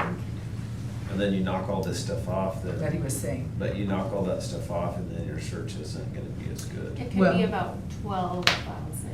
Well, and then the other thing is, he said one of the ways to knock it off is that he wouldn't be here, he'd Zoom in. And I don't know, I kind of like personally having people here when I have questions and not necessarily being Zoomed in. To me, that might be a professional thing too. Right, and I mean, the other two, he's saying would be here, but he would Zoom in. Well, it would Andy would be depend. here, and then Andy would be here. Shar. She's 3 hours away. Right, so the two of them would be here, and he would save his flight, he's saying. Right. So, any other discussion? Well, I do agree with Lily in the sense of like, obviously ISBA is attractive because of the price. I do like things that they offer. Some of it is similar to McPherson. I do like that it's a company and that's exactly like what they do. So there is more professionalism as far as what they do for business, because it is a business for them. It's not just an added program onto something that like ISBA already does so many things, so they're just adding it on. So there is an investment that you're paying for. It's not, you're paying for much more, and it gives the community a different type of investment than you get from ISBA. So I mean, I do agree with her on those 2 points. I don't really see how they're gonna find any different candidates between the two. I don't see the difference. I think you're gonna get, And honestly, you don't really know until you do it. yeah. We're just kind of guesstimating here on what we think people are gonna offer I mean, us. kind of what I saw was, and tell me if I'm wrong, because the way that ISBA seem to want to go search is basically post it on their website and people come to them. And then with McPherson Jacobson, it seems like they advocate, or like they kind like, what does he say? It says it Well, right the here. superintendents already know that's their job. That They this is a actively business. recruit, is what it says. And they go to them, so they specifically know this is a business. I thought ISBA did say that they have. Yep, They do. They do. Across the nation, they have Yeah. other superintendents. Yep, they do. But And they will do. recruit them. Yeah. And they'll do They brochures. send or send the posting to them. Yeah. I thought. That's what I. That's what it sounded like she said. Yeah. I don't see a lot of difference in the, I think the cost is gonna be about twice as much if you go with McPherson. I make a motion that we go with ISBA for attendance search. Do I have a second? We, You need to name the amount of money as well in your motion. For the. Don't subtract the 2,000, it No, needs to be no. the 8,000. For $8,750. Thank you. Dan will be happy. And we'll all be happy if she's happy. Do I have a second? I'll second. Okay. So we've discussed. Is there any other discussion before we vote on this? Well, I want to follow the Robert's Rules of Order, but I'm a little unfamiliar with that specifically, but I would like to make a secondary motion that we go with McPherson. Let's go with the first. I don't think we can vote on that before we go with another motion, because If then the you're action using will be Robert's done. Rules of Order, that's correct, but we don't necessarily So let's, follow Robert's yeah, we Rules of don't. Order. So maybe that's something we can discuss in the upcoming policy. For the that comes policy. up. So how do you do it? How do We we have make a a secondary motion. motion? So if you don't want JD's motion, you just say no. Yep, And that's that's all it. that it is. And then if you have 3 no's, then we'll go back to your motion and then we would vote on that. and then we go. So do I make a motion now? No, No. you would So just say no. if the motion carries, then do I have a chance to make another motion? No. No, he's already made the motion to use ISBA. And we already have a And it's already second. been second. All right, so we'll go ahead and vote. So, Kirsten. No. And, I said no. okay, yes? Yes. JD? Aye. No. I'm gonna say yes. Perfect. And so if I go look at this Robert's Rules and it is incorrect, I'll certainly be bringing this for a revisit. Okay, so, yeah, we Because I don't, don't think that that's the correct process. If we don't follow Robert- Robert's I rules. emailed and asked, if we follow it specifically to the T, yes, you would be correct, but that has not been the practice of the board previously. No, To it's follow just, Robert's rules. Correct. So if we you- don't want to hear, as a board, do we not want to hear more than one motion and then vote on it? Yes, but that's why I said when we get to the policy, we can discuss it and we can make a motion to start following the Robert's Rules of Order. if you look up there, it says that it's just recommended, it's not that. But you we have can to change follow. that when we get to the policy if we feel as a board that it should be changed. So it does say in our current policy that we follow Robert's rules. It's suggested. Suggested. It's not a. And we it's do not a- that pretty regularly. It hasn't. I'm fine with following Robert's Rules of Order, that's fine, but at this point, it's a moot point, it's 3-2, and the motion carries. So, I mean, That's fine, I'm just saying, if I look to what, I'll be looking for a way through it, is what I'm saying. okay, Okay, moving forward. all right. So, motion carries. Let's go on to the third reading of policy 570, extracurricular and co-curricular student activities. Hi. Chair Nixon, trustees, when we're trying to get these fixed and then when we're doing the research to see, you'll see in new business, we had a discussion about fees. We found that there was an error. It was noted that high school fees were $100, which was correct. That's what we charged parents last year. But it was listed as $75 for middle school and we were charging $50 last year. So we just wanted to make that correction. Wait, that was so the we're only charging change. 75 this year for middle school, correct? No, it was Oh, I only thought 50. that's what we agreed with last time. No, we haven't discussed at all about bringing fees up. We have that as a new business, but we just wanted to make sure that it was correct. This is what was charged to all middle school parents last year, it was $50. So to make the policy current, we wanted to make that correction. All right. So that was the only change Sorry, in this I've policy lost for my second reading. agenda here. It happens. It's not our normal setup. so No, I'm it's getting okay. it. Sorry that I'm not paying attention right now, so Okay. hold on. So what are we taking action on? So this particular 570 for extracurricular and co-curricular activities, I mean, it's talking about a lot of the things that we'll be talking about in the next items. So I think we should table it and not take action on it. Oh, and then discuss the next policy? Yeah. And then take action. So, back me up, because I was busy trying to find my place. Policy number 570. Yes. So it's gonna be talking about busing, am I Right. correct? No, And- 720 is the. Oh, 720, okay. This And is so we're just- also, we're gonna be talking about the fees. Yeah, we just have it as a discussion for you guys. It's not an Right. action item yet. Oh, it's not on there as an action item? Nope. Okay. That way you guys had a month to. Right. So, Or leave it in the so how about if we table this for the third reading, so we don't have to bring it through the full first, second, and third reading again when we make a change? I don't think you have to. You don't have to go through 3 readings to make a change. You can make a change and then. And then pass do it. the third. Well, I mean, can't we just make an action on fees and just be done? Do we have to go to August? Yeah, you can make a change right now and then do an action. And the third reading, and then it's done. And then it's done. The only reason this was brought to you as a third reading is because in the second reading it had been 75 and in the first reading. Okay, so but let's that was rephrase this. incorrect, Are so you this was- going to ask us about increasing the middle school fee? We're gonna bring you information about Okay, fees. to see if so we're making a change instead in of August. saying yes to this first, This can one we is- see what the fees are and then we can That's say right. yes with the changes? Absolutely, we just didn't put, Okay. we wanted to give you guys a month So to let me live in the understand. fees. Okay, I'm trying to understand It's this. okay, we don't So have to live in the if we say yes to this, it doesn't mean that we can't change it after we've accepted the fees. No, it's just easier for the policy and like when you're doing the policies, if we just do it all one time. Okay, Because then they don't have to change it again. okay. But my understanding is if we change it, then it's just, we don't have to go through 3 readings, correct? If we We, change in it. the past, we've accepted policies like we say it's an emergency, we're changing Right. it now. and So yes, for- it's at not first an reading. emergency, it would, so yes, it would be 3 meetings. So if we just make a decision, then it doesn't have to be. Okay, so what you're saying is just If they're don't do gonna ask this. us about fees, then it's just easier to approve this policy with the new fee. if we So just do wait it. till then. That's all she's saying. And that would, I would make a motion that we wait until we decide on the fees to move forward on action for this third reading of the policy. I don't have, so, It really doesn't The matter. only, what did you say was different that we screwed up on the It fees. read $75, it's actually $50.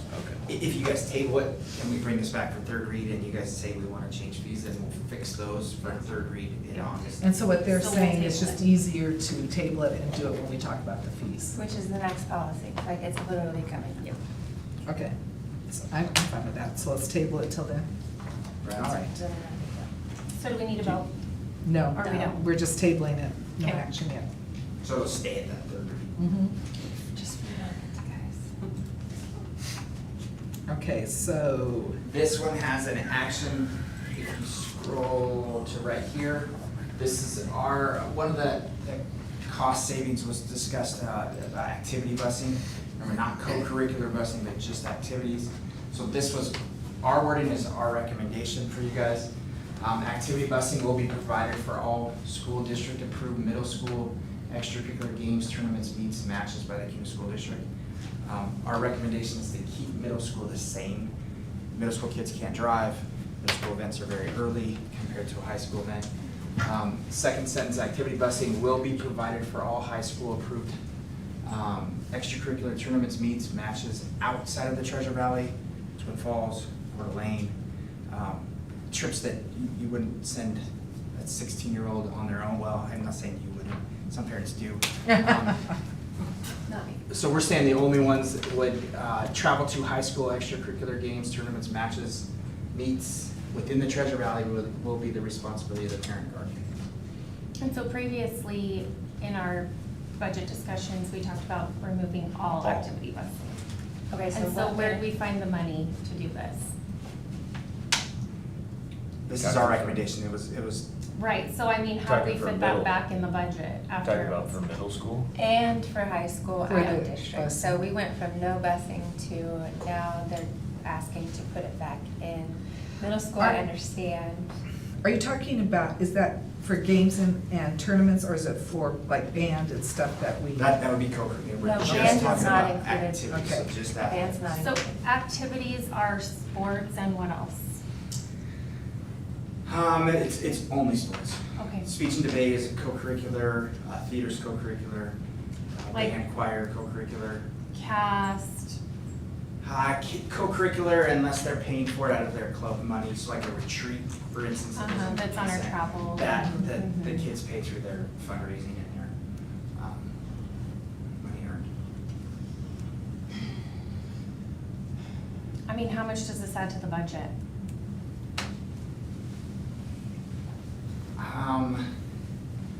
All of our trips together, we said was about $70,000. So if we Remember, rate- it's reimbursable, so it's 15% of what it costs. And You then get 85%. if we raise the fee to $75, how much impact does that have on the fee? That we have that for you in the new business. But to speak to the budget, if you don't mind, Yeah, I will absolutely. add. When we were proposing $2.5 million reduction, that amount was not included in $2.5 million because we knew it will require some time to research. It will be, whatever we cut down on the expenditure amount, it will be an add-on to that $2.5 million. So we wouldn't have to find money to cover it, it's just wouldn't be an add-on savings, you know? So $2.5 million, at least if we could go back to that slide, does not include that bicycle reduction. It was at the bottom with a note that we need some more time to research, and it's too soon to assume the exact amount.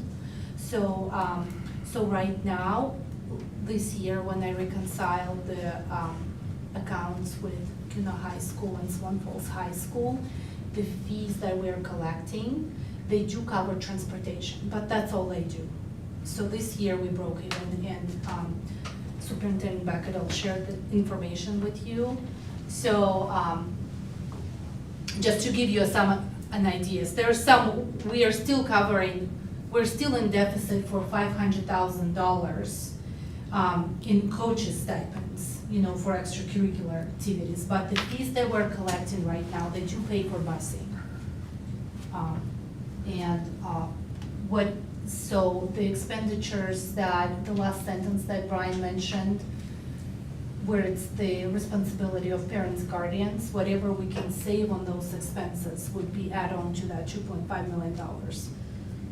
Well, like the year before, we were negative $80,000, so I'm just curious, how did we end up negative if we have money that, like, for that year particular, to pay for busing? Were we just not charging enough? Oh, we increased the fees last year. Year So before. The year before, so with the fees, so the year before we were in deficit, because the deficit, it wasn't just for 1 year, it was a cumulative of all these years. And during the COVID year, you know, there were still some activities going on, but families just were not paying. And, but this year with the increase, so the fees were increased, do you remember what was the increase of the fee? But that increase did help a lot. Did help a lot to cover the deficit. So would the next increase help also at the middle school if we're providing busing? With the $75. Right, just the extra $25. Any increase will help, yeah. Yeah, just one statement I want to say is that, you know, we've made these cuts, and then my understanding was parents were going to take the kids. Am I wrong in that? No, in you're the right. sports? That's what I was thinking. And so, you know, But The that's only still gonna thing- happen except when we leave the Treasure Valley. Except And for middle school. except But for middle school, they that- can't drive, yeah. so I was concerned about that when we did Right. do that, because none of them can drive when, and to a lot of parents, if the games are at 3, they're at work. right. So unless there's a parent at home, which most of the families, Yeah. there's not, they have no way to get to sports. So it was kind of a concern This- to me for the middle school. This is a good plan. No So other, to go. no other this is exactly, West Data does this, so and no other district makes the parents drive for state, district, or out of valley. No other district did middle school, that's why we've adjusted our. So I would agree to this with increasing the fee to $75 for middle school. So is that the motion? So do we need to pause, go to the next thing and talk about that and come back to these policies? It's pretty difficult to make this, I mean, this is what West Data does, I know that, right? Do they bus everything for middle school? Yes. Within the district. Well, that's all you do. Yeah, they don't, I mean. we They went play for each one. other. kind of. Then keep in Well, mind West too, Data that the does, I mean, state. Yeah, that's what I'm saying, we don't, but The they, state I- reimburses us 85%. yes. And like the farthest we drove was an hour, it's like Mountain Home, so it's Mountain not Home. like there's hours in basketball travel, but it is, yeah. they have no way to get there, so you wouldn't probably have kids participating if there was no busing. Kirsty, can you restate your motion? Yes. Well, I just have something else to say. Yes. I'm not saying I don't agree with this, but I would say that there's give and take, and if you don't want to spend the money on a levy, then at times you may need to drive your kids some places additionally where the school normally would. And so I think that this seems like a bit of a happy medium, but I just think it's important to put out there that we can either drive and pay for our own gas and the miles on our car and the time off work sometimes, or we can vote to have our taxes raised and pass a levy. So I think that's just a good model for like one of the things that's on the chopping block when we don't vote that way. And I'm not advocating one way or another, but I do think that it's important for people to recognize these are the things that we can't pay for when we don't have a levy. And so continuing to pay for them when we don't pass a levy, I think sends a message loud and clear. Well, I think I totally agree with you, and I do believe with us not busing football and basketball, they're gonna see that cut. And I think this is more for students and not for parents. Because the middle school, if they don't have busing, they have no way to get there, and that's not their fault. Well, I mean, I take off work to take my middle school students somewhere. I recognize not every parent would, but I feel like it's for parents and students, because it's, a lot of parents go to the things anyway. So I think, I'm not disagreeing with moving forward with this. I just think it's important to put out there for everyone. Well, to be fair, if we don't get a levy next year, then this might be something that does, it is a cut. So I feel like there will be a big hole when they realize there is no busing at the high school for sports. Yeah. And I understand what you're saying, but having had middle school kids who played sports, I know there were parents, if I was working, that were willing to take kids. And Right. so we had that option too, I'm just gonna say that. But I get what you're saying, I mean, I totally understand, it And doesn't we're seem fair. making this decision based on the fact that high school students can drive, so it's less of an impact on parents. So, I just wanted to say it, that's all. Well, and I think too, if we raise the fee, if that's gonna be helpful for busing, then that gives them this year. And then if it becomes a chopping block thing again, then it just does. Becomes a chopping block thing. You know what I mean? So I need a motion. I don't know if I'm saying this right. Okay, so I make a motion to accept the third reading of policy 720 with the action to raise the middle school fee in the third policy reading of $570 from $50 to $75. I think we have to separate. Yeah. Separated? Yeah. I think you just need to accept this. Accept this as policy. is. Then you can go back and. And then we'll go back to the other one, And because this one fix it. doesn't have the Okay. prices in it. Yeah. All right, so I'll make a motion to accept this policy as it is. And do I have a second? Second. And all in favor, Hillary? Aye. JD? Aye. Michael? Aye. Kirsty? Aye. Aye for me. Okay, All so right. now we're back to your third reading for policy 570. 570. So I make a motion to accept 570 with the fee change from $50 to $75. But are we not gonna review the fee increase in the new business first? Yeah, I think that's what we want to talk about. I think that's what we need to talk about before we Oh, and go then back go to that back and policy. approve it? There's a whole section under new business all about a fee increase. Correct. It's number 1 under H, new business. We didn't put it as an action item though, so I'm not sure. That it will be. Right, so I think we need to discuss it and come back at a later meeting for action. next meeting, For yeah. both this and the previous policy. And in just 4 weeks from today, we'll be back right here, and it'll only be the second day of fall sports, so that's why we kind of timed it, so that way you had a little time to. But we can change the discussion to an action if we want to. Right. Yes. If it's not listed as an action item, can we take action on it? Yes. If we I decide. thought we if we could not. No, we can't. I don't Oh, think we we can. Okay. Because that would be a change to your. I think we just need to pass that policy and move forward. 570? Yeah, Yes. I because kinda we agree have with fall, you. we have fall sports. But it's not doing anything different, right? Yes, from changing. the It's fee. changing the fee, I but don't No, it's need- not. The fee's the same. No, No. we're at 570 number 2. I know, but the fee's the same, it was a typo. No, I'm changing it back. That's what I'm saying. I don't need Elmira to tell me what the fee increase is. I'm saying I'm only accepting this because I'm changing the fee from 50 to 75 regardless of what Elmira says. Well, the That's fee what I'm is already doing. 75. No, it's not. It wasn't. That's what he just said. It was 50 last year, so 50. that's why we were correcting. We're changing it to We 75. listed it as 75 and it should have been. I'm just gonna go back to the third reading of policy 570, and I'm going to make an action item that we are changing the fee from 50 to 75 so that we can do this policy where we're doing the busing. So I'm you have- taking action on policy number 570. The fee will be moved from 50 to 75. That's your motion? Okay, That's in my the motion. previous Do I- year, I'm. That's my motion, it's yes or no. Are you accepting the policy? I'm and accepting raising- the policy With the fee with at the 75? With the fee, Okay. and that's her Correct. motion. Is there a That's my second? motion. Second.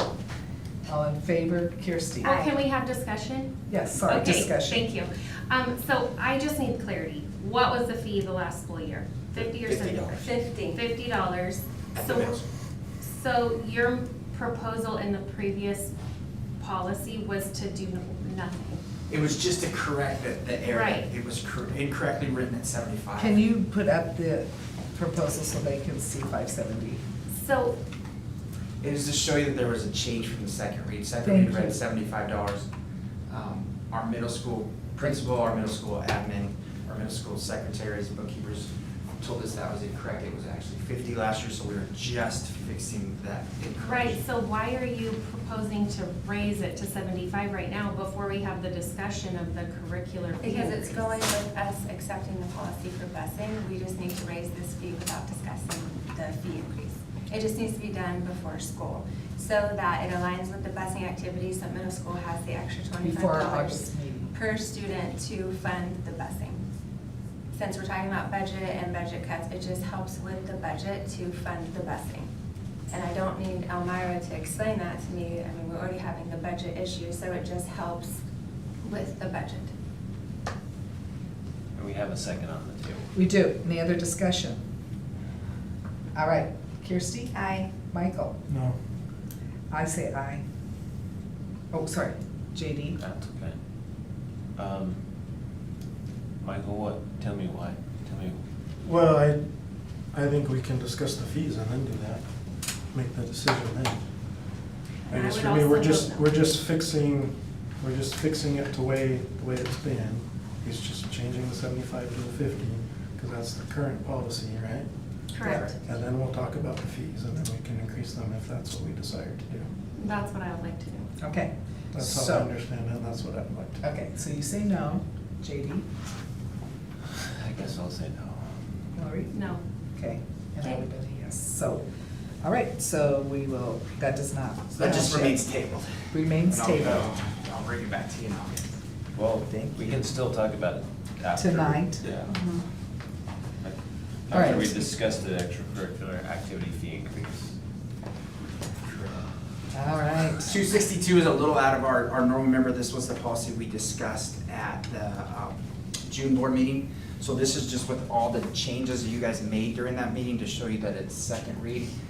And we felt like it still needed to come to you as a standalone second read because it was, you saw it clean, remember? And now the red is showing all the changes that was made during that meeting. If myself, Mrs. Chamber, and Deanne did good notes. Yeah, and I did notice that something about the cell phones, I'm gonna have to find it in here. About us not having cell phones or communication. Yeah, I mean, the way it's stated doesn't really make sense to me. So is that, We'll blend. which one are we on, 262? We're on to 262. It might be 262.1. I think 262 is okay. Yeah. Okay, I- 262 I- is the one that's fine. I did have a question, and I went back home and kind of read through this after our meeting last time. And I do have something that I just want us to look at, and I'm fine. Under special meetings, it says, may be called by the chairman or by any two members of the board. And I started thinking about that. I am fine for a special meeting, but, I guess I have some questions. I think it should be 3 because that is a majority. This is the law. Is this, well, I thought we can change it if we No, want not to. if it's a law, you cannot. We have to follow the law. It's two board members is the law. Okay. So the policy has to. Well, I guess that just cuts that right off. Well, I would like to see it before I just accept you saying it is. Yeah. That's That's great. I just think that it would be nice to have it be a majority, because just two, could happen anytime as a board member, and I like the idea of it being a majority. This is just my feelings, and if it's a law, I guess I'll have to go with it, but. We can have Jill. Yeah, I can look it Yeah. up right now if you want. Which one's 61? So that was just my, Does the policy reference the code anywhere?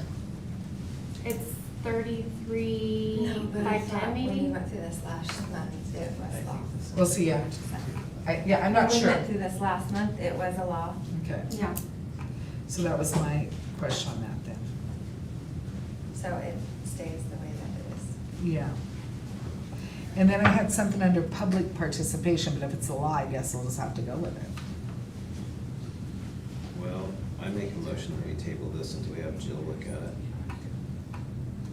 I can get ahold of Jill tomorrow.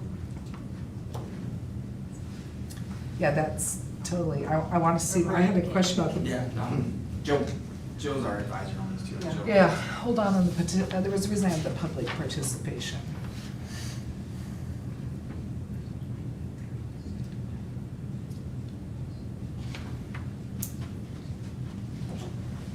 Okay, so. Porter, do you want to scroll back? I know what it was. Under public participation, I didn't know if we should go into more understanding of the July 1st new, and if we don't, we don't, but just July 1st new law about delegations.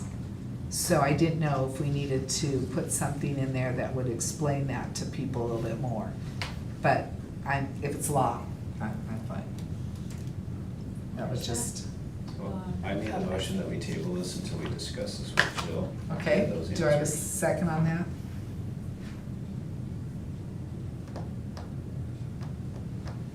Okay, I would make a motion that we accept this policy as it stands. Policy number 262. Second reading. I thought we discussed all that at the first meeting. so do I have a second? To table? No, to s- accept it. To accept it. I'll Accept the accept second it. reading of policy? Yes, to accept the second I reading. accept it, second reading. And Okay, if you still you're want to do second? the research, you can still ask Joe, but Yeah, we you can guys still, give me we whatever can still questions. accept the second reading with Yeah, we have another you reading. checking, Yeah, so. We could do the third, I think that's fine. Okay, that was just my question, so, okay, in favor? Clarify the 2-3 part and then. Yeah, in the public, for me, and just me, public participation, if we needed to be a little more detailed, so when people read this policy, they understand about some of the things that have been passed July 1st. That's my question.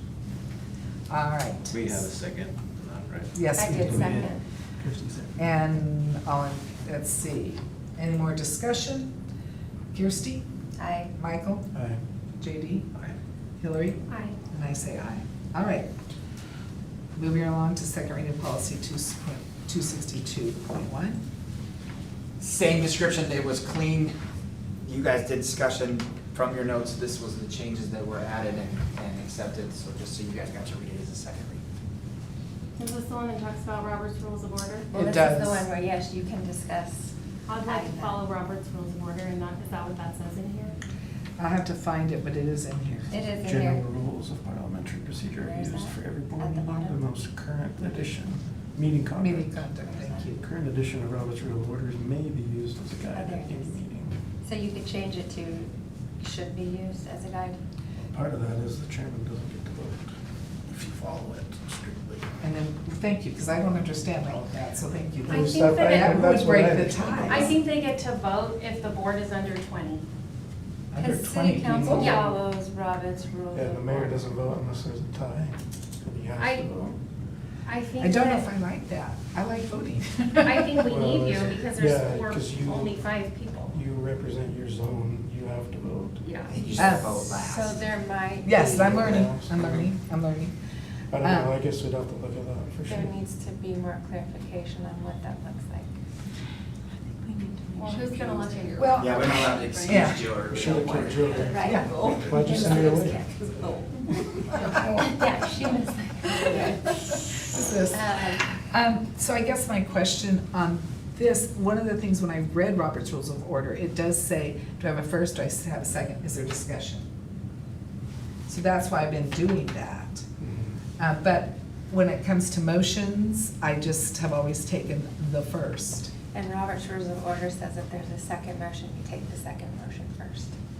See, so I don't know why that says that, but. That's what it says. So Yeah. I guess we just need clarification on what that looks like for the chairman. And Thank how you. we would move forward if we were to use Robert's Rules of Order and what that looks like. Because it does give more clarification, like last month we were trying to make a motion, it was confusing when JD made one and then I made one and then it was like we took JD. So I think it does give more clarity when we're voting and what that looks like, so. And the reason I did that last time was because when we voted for chairman, we went by the first, which was me We did. nominated. And so that's what I thought it was, so that's why I did, and I know Michael clarified it several times.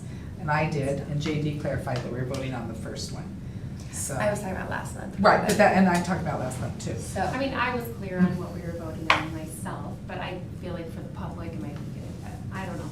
I just feel like it's nice to be able to make more than one motion, so that if we don't pass something inadvertently without thinking through all of them, all the options. See, to me, that could, well, and I'm not a Robert's Rules or an FFA person, but to me, that confuses me if you've got 2 or 3 motions, which one you're voting for. I like It to would take be one the at a time. last one, Yeah, not the first. but it just, But then you have 2 on the table, and if you vote and you vote the one down, that means that you then can vote for the other one. so it really doesn't matter. Yeah, it does, because you never hear the second motion if you have to vote on the first motion first. That is true. It allows there to be more than one motion. Well, to me, it's like, If there's a motion, like. yeah, you vote yes or no, that's what I say. Yeah. How about Last we time have there was Jill- two motions, How about we we have voted Jill on one. come and help us clarify that? That'd be With great, that? Kim. Okay, let me Thank work you. on that. Okay. Okay. And then on this, I just feel like on where it's under meeting conduct, it says board members shall not use personal electronic devices to communicate with fellow board members during a board meeting or utilize electronic communication devices during board meetings. I don't really feel like that makes sense. And I think we want to be able to utilize electronic communication devices during the meeting, just not with one another. I think that goes back to those open meeting laws, that if No. someone sees you texting someone in the audience, then they have a right to go to see what you're texting and what I you're talking So, about. I mean, Your phone JD's out. looked at his phone like no less than 25 times, and I've looked at mine probably 15 times. 25 times? Well, I That's don't a know. stretch. Well, I'm just saying, we all look at our phones, phones. and I'm not, I plan to continue to do that. I think you just let people In- know that your phone's out, is what they said. But it says in here, like, Tell which page you it's want us to under go. meeting Okay. conduct, and it says Page 4. that we won't Thank you. utilize them Thank you, Michael. unless what your communication is publicly communicated to those in attendance. Top- the So top I don't page. really wanna tell my kids that my son Scroll is up. at the emergency room or whatever. Like, I don't wanna disclose what I'm talking Is to this, about is on my this phone. law too? This is not law. Okay. Well, then, Well, this specifically is talking with fellow board members. Right, is what and it's then the saying. second section that says, and we won't utilize electronic communication devices during board meetings unless we say what it's about. So I wanna take out the part that says, or utilize electronic communication devices during board meetings unless that communication is also publicly communicated to those in attendance at the meeting. Cause I don't feel like getting a text from your husband saying how much longer in the meeting, I shouldn't have to say, that's what my text is about. And maybe that's another question for Jill, because my understanding was there were some open meeting laws that. and I that thought all you take had to care do of is that. just say your phone's out because you're talking to your kids, like, you don't have to say what you're doing. You can It- just say my phone is out And for X. that's Y, Z, fine. so- But Remember, that's Cal not says what, is- but that's not what it says. We get to How about I adjust ask this Jill house. on that one too? I think that's a good idea. Okay. It doesn't, and what I understood is like, if it's just, if you use your phone during an open meeting, then anyone It can becomes, access your yeah, messages. public. It It's a becomes public, public. and you can, so. That's the open meeting law. If someone, and I'm like, I don't care, fine, Well, it does, only your communications with regard to the district business is public. Well, I guess No, that's everything, anything you do on your phone during this meeting can be Public. So I that's don't what believe needs to that's be Well, true. let me just tell you that, and I will be honest, and I hope we're not in the weeds too much. We were voting on a bond before you guys were on, and someone saw someone on their phone, and the newspaper wanted all of our things to see if we were talking to somebody about it, because then it breaks open meeting laws if we were And we had talking to to give it to someone. And we had to give it to them. We didn't have a choice. So that's why I'm wondering if it has to do with open meeting laws. You know, I'm And that's why I fine. think they say if you say my phone is Yeah. out for X, Y, Z, And it then might be. everyone just knows that's why it's out and you're communicating with family. You're not necessarily telling everyone what Okay, you're so if talking that's the about. case, we just need to specify that in the policy. And we just need Jill to clarify what that looks like. Yeah, let's have Jill clarify that. Do you want to table this one? Do we have a Yep. motion to table this one? Table in it for Robert's rules and public Robert's rules and meeting content. We won't let conduct. Jill get rid of it. So the motion that you're saying, do you want to say it again? Oh, no, I wasn't making a motion. I was just I'll make telling a her what you motion that said. we table policy number 262.1 until Jill can review the cell phone policy to reflect the law as well as The Robert's rules. Robert's rules. Do I have a second? I, Michael? JD? Aye. Who seconded them? Michael did. Sorry. he's You're quiet. Wait, you got all those meeting notes down? Okay. I'm So trying. The We're end trying to make part. it hard on you for your. I love it, it's awesome. I think we were trying to make it hard. All right. Now we're ready for discussion of extracurricular fee increase. So CFO Feather and Assistant Superintendent, or Grace, yeah. So just for clarity, and I got fact checked, we get 85% of our transportation for academics is reimbursable, not for athletics. How much is it? So athletics, not reimbursable. So It's only school. So it's the Yes. hard Okay. 70 grand, no. Correct. Yeah. So this table just shows you, and please, I'll stress estimate. If the exact same amount of kids participate in the athletics next year as this year, by raising the fees, so our fees are currently 100 high school, 50 middle school. If you were to raise them $25 each, and we have the exact same amount of participants, that's the key, obviously. If you have more participants, there's more fees collected. If you have less, there's less. Hopefully you guys understand that. This is what, using those numbers, what our fee collection would have been. So about 23,900, 21,150, or a total of 45,000. If you raise the fees $25 at each level. And this just shows you if you were, because it's, one of the thoughts was if you go 50 here, but 25 here, raise it 50%, this is what it would be. It's just, you double that for every $25. And then if it's an additional 50 at both levels, that would be the number.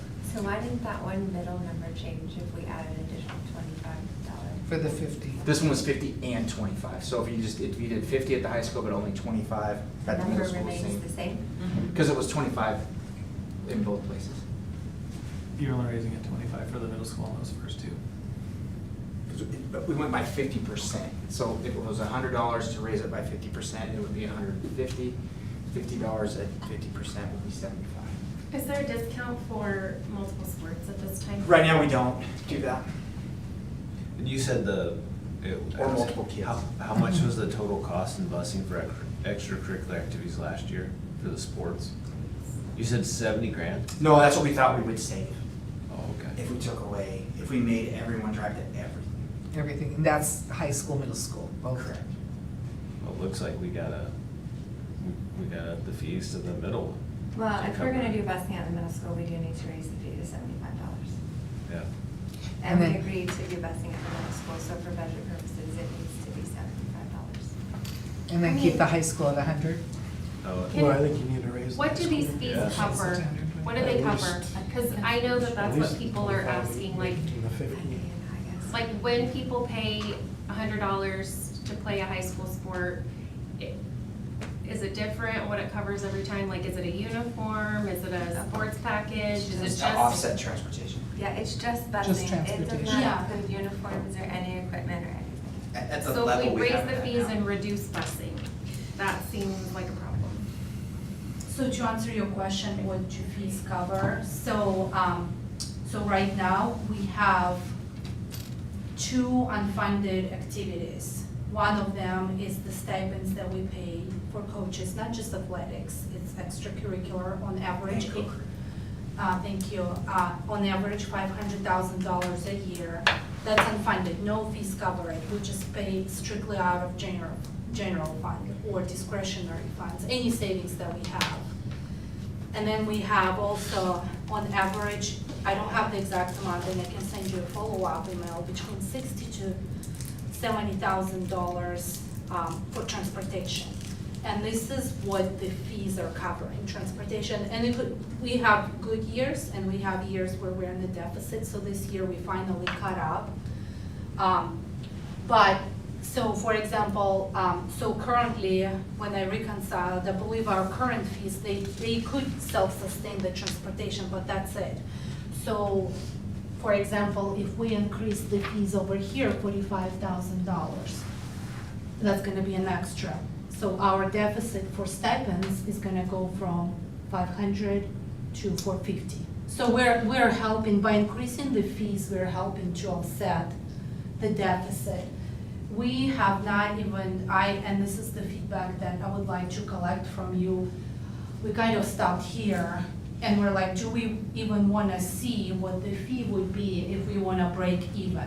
You know, because even with this increase, $90,000 is gonna offset that $500,000. We're still gonna be in deficit of $400,000.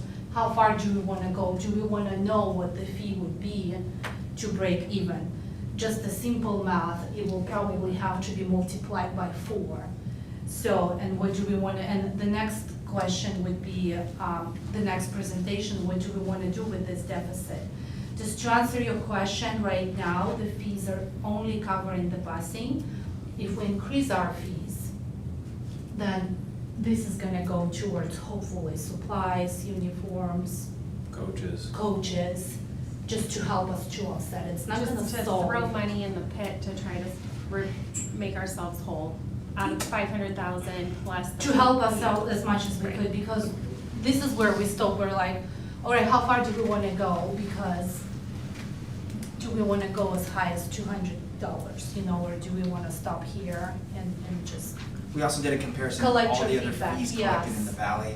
The $100 is right now either the highest or almost the highest as is. The 50 is near the top. So if you went to 150 and 75, we would be the highest fees as well in the valley. But if you also go around the valley, they each have a player fee, so that also offsets their costs. So like, why do I So- hear that, you know, to play football at Rocky, it's like $600? It's actually $1,200. It's not a school fee, that's a booster club. Like That's the a booster player club. fee. So if they play, then the booster club takes so much for them to play, is that what you're So saying? the booster club then provides their transportation because West Ada doesn't do buses. Okay. So when Rocky were still rolling. So buses, that's the how it booster works. club plays their Okay. buses. Yeah. The booster club will pay for it. And so can students opt out of that? They opt out of it by playing 3 or more sports, so then they don't have to pay the fee, and then there are other ways for them to raise money that actually helps also with Booster club the cost fundraising. of booster And club I can't fees. speak 100% for what West Ada does because I've asked questions.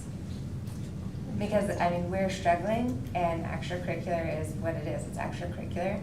And in order to even just have money to have sports, like, you have to have a fee, because we're drowning.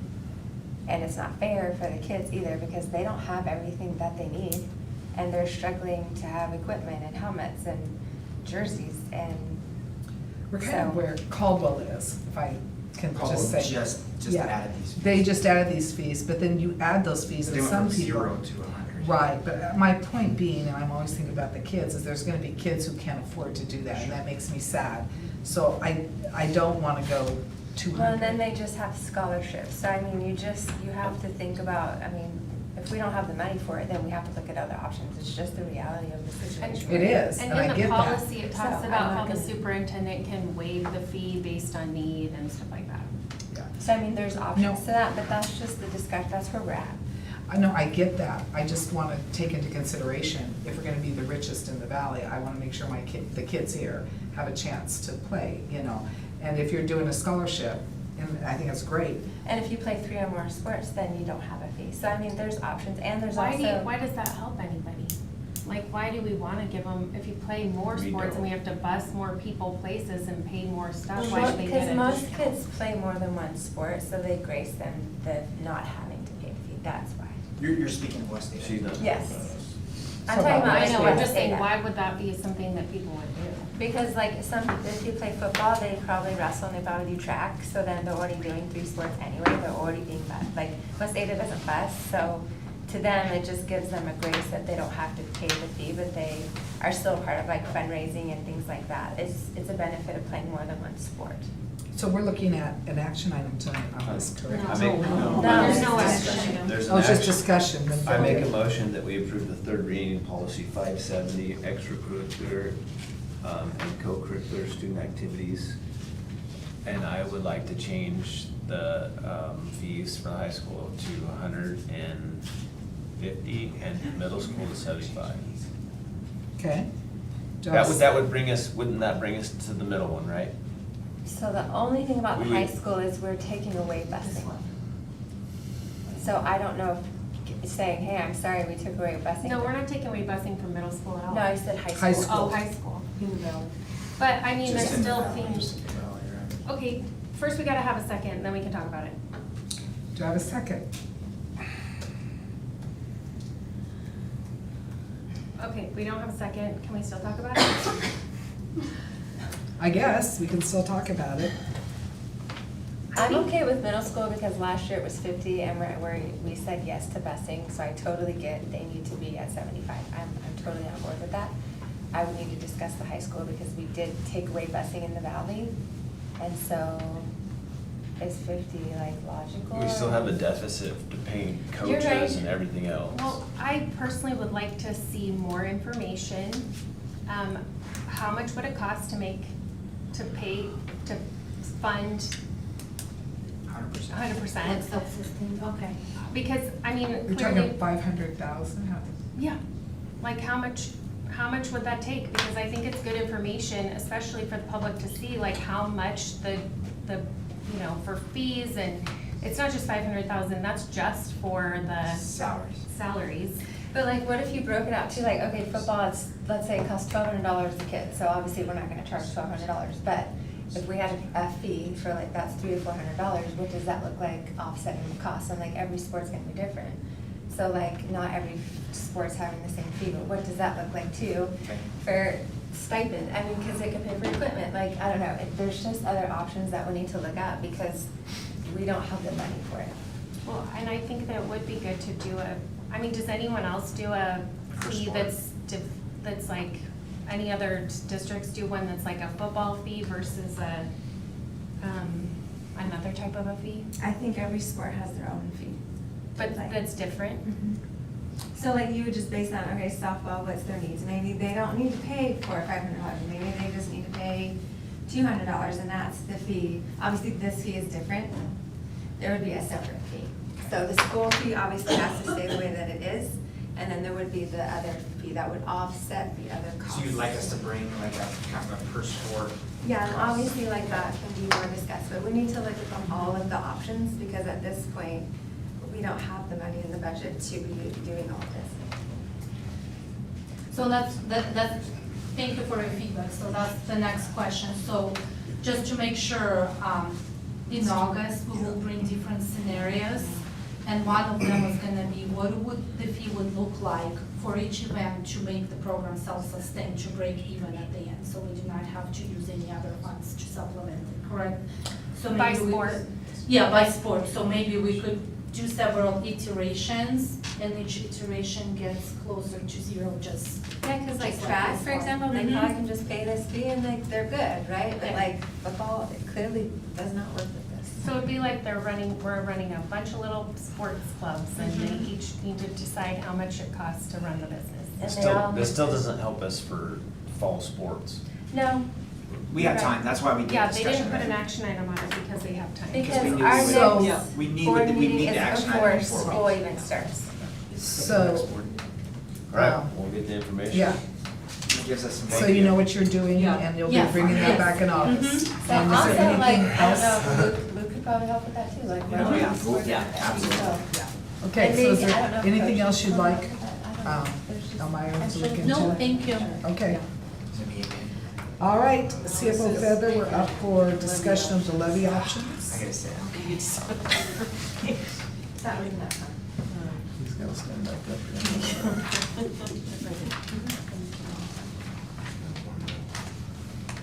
So nothing new here, kind of a painful subject for everyone, but we have to start talking about it.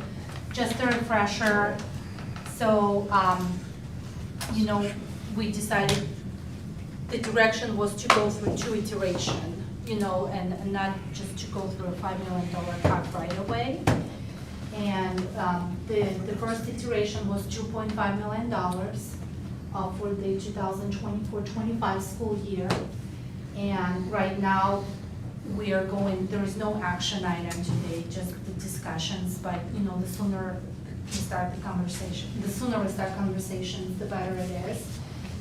And the conversations are gonna be what is the best path for the remaining $3.2 million. And just a reminder, because I do get some calls, and especially from new community members, they're like, how did you end up in $3 million deficit? What happened? What's different? And I have to remind everyone that the district has been functioning with supplemental levy since 2017. There were a couple of years we do have a break, but that's the budget structure current, and that's why we are going to discuss is how are we going to address it. Do we want to continue with the same structure, or do we want to make changes? Next slide, please. And hopefully Superintendent Beckadol can help me with this.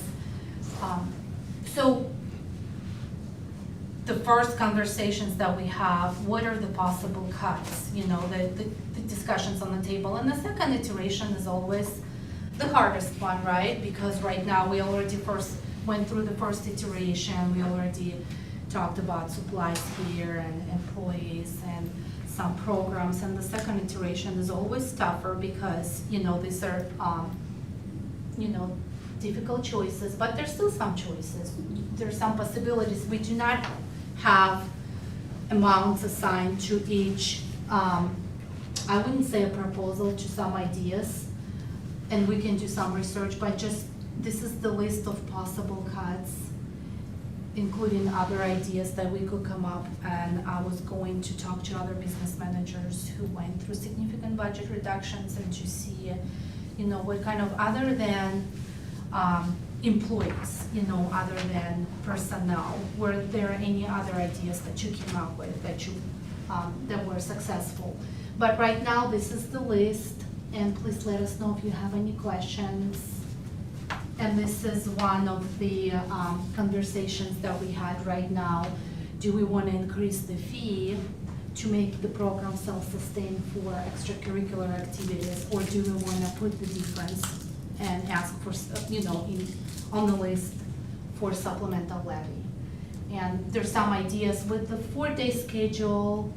Based on my research, there is no really savings if you keep employees hold harmless. Now, if you put employees on a 4-day schedule and you reduce salaries because people are truly working only 4 days, then there could be some savings. So that's why we're clarifying, implement a 4-day schedule with salary cuts and for instructional times that would have to be longer days. So you're not saying that teachers would get cuts if they're only here 4 days because they're actually It working will- the same hours? It will mostly affect classified personnel. The classified Because personnel, okay. teachers have Gotcha. to be present while students So many are present. hours? Yes. Okay, gotcha.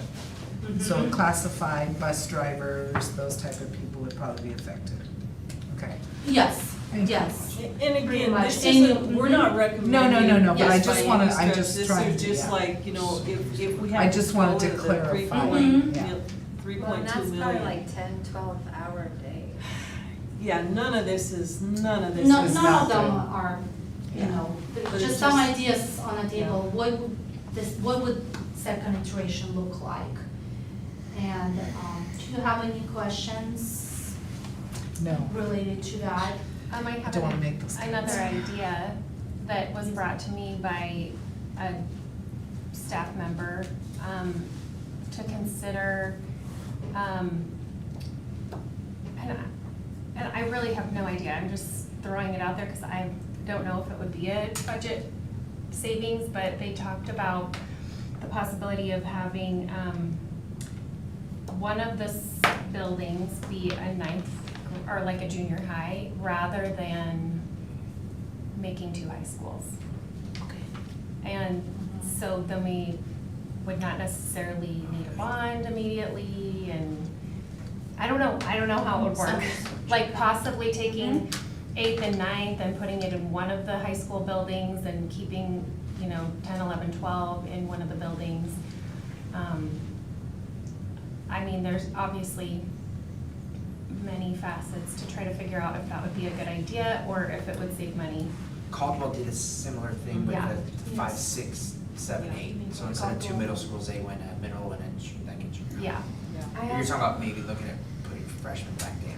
Or like freshmen have their own building and then we Right. build out Swan Falls as like one big high school and then somehow that alleviates costs and then we have one high school that we can build up and continue to build as opposed to 2. Right. And I obviously have no idea what that looks like. Me either, but I mean, it has to save some because of you don't have 2 10th grade No, but math then you teachers could or also whatever. do things at the 9th grade building, like you could have other options there, like maybe electives or things like that. Because obviously freshmen aren't gonna fill up the whole building, but I don't know what that would look like. I think it could go on, everything's an idea right now, and hopefully, hopefully we don't have to do any of them, but every idea is on the table, because these are not what we are saying we recommend, we're just saying these are what we've looked at. Caldwell's had to do some of this stuff, and they had to do $5 million worth of cut I at know. one time. Well, and it's kind of cool if you think we haven't really finished Swan Falls, so if that's an option, then that could be a really amazing high school, if it is one big high school, I don't know. I could see some benefits for the community to not have 2 high schools. And then everyone in the community still together playing sports versus separating everyone, there's a lot of benefits there with I that. have to think about that because. Isn't that interesting? Someone brought it to my attention and I was like, honestly, that has Probably never the crossed same my person. mind. Well, Yeah. there's idea, I think there's. It's an idea, I just have to plenty of think about it. ideas, And Yeah. you do not have to, there's nothing that you have to decide tonight, but just throw your ideas out. We just were like, this is kind of where we're at. Yep. If, Well, and it's a possible budgetary thing, but it's Yeah. probably not exclusively a decision that would be about budget. No, but it it's does a- cut it's a down on portion. staff. Yeah. But then you do have the auditorium, so there's still theater, so there's still cafeteria, there's still things in that building, so. I don't know, it was just an idea that was brought to me also, that was that has absolutely. Well, I think we can put it on there. Yeah, we can put something we any thought, ideas Because on it it. says We can- other ideas. we Does can anybody put- have any other ideas? that was just a start of. Yeah. Whatever, Yeah. just based on what we've learned, kind of based mainly from Caldwell right now. Well, because of- we haven't built it out, so it's an option when Yeah. Swan Falls isn't built. It's another idea. So. I just have to think it over. So you guys, just. Well, I don't know what that looks like, so I would need to We understand. do, what that yeah, looks like. and None what of are these the are things we wanted to do. consequences, what's the No, pros, some what's of the those are consequences of anything that we do that in the end affects the kids and making sure that they have the best education when they leave here. So we have to know what the cost is to that as well. And we can do all that, we'll work through all of that for sure. But that's just, we just started with some ideas because we wanted to just have you guys have the board think about this a little bit. If we have to go here with making more cuts, these are just some of the things that we may Yeah. have to consider, that's all. And that would be if we didn't get a levy to pass, these are definitely Yeah. things we'd have to consider.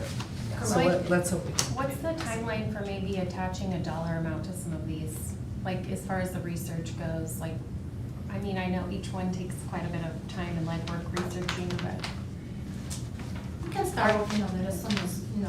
as soon as possible. It's better to know. I think we should have pretty good ideas when it comes to staff. The 4-day schedule could probably be 2 scenarios, what it would look like if we would ask certified staff to work 8 hours a day and 4 days. It's like you're on a 4-day schedule, unlike teachers, including all of us.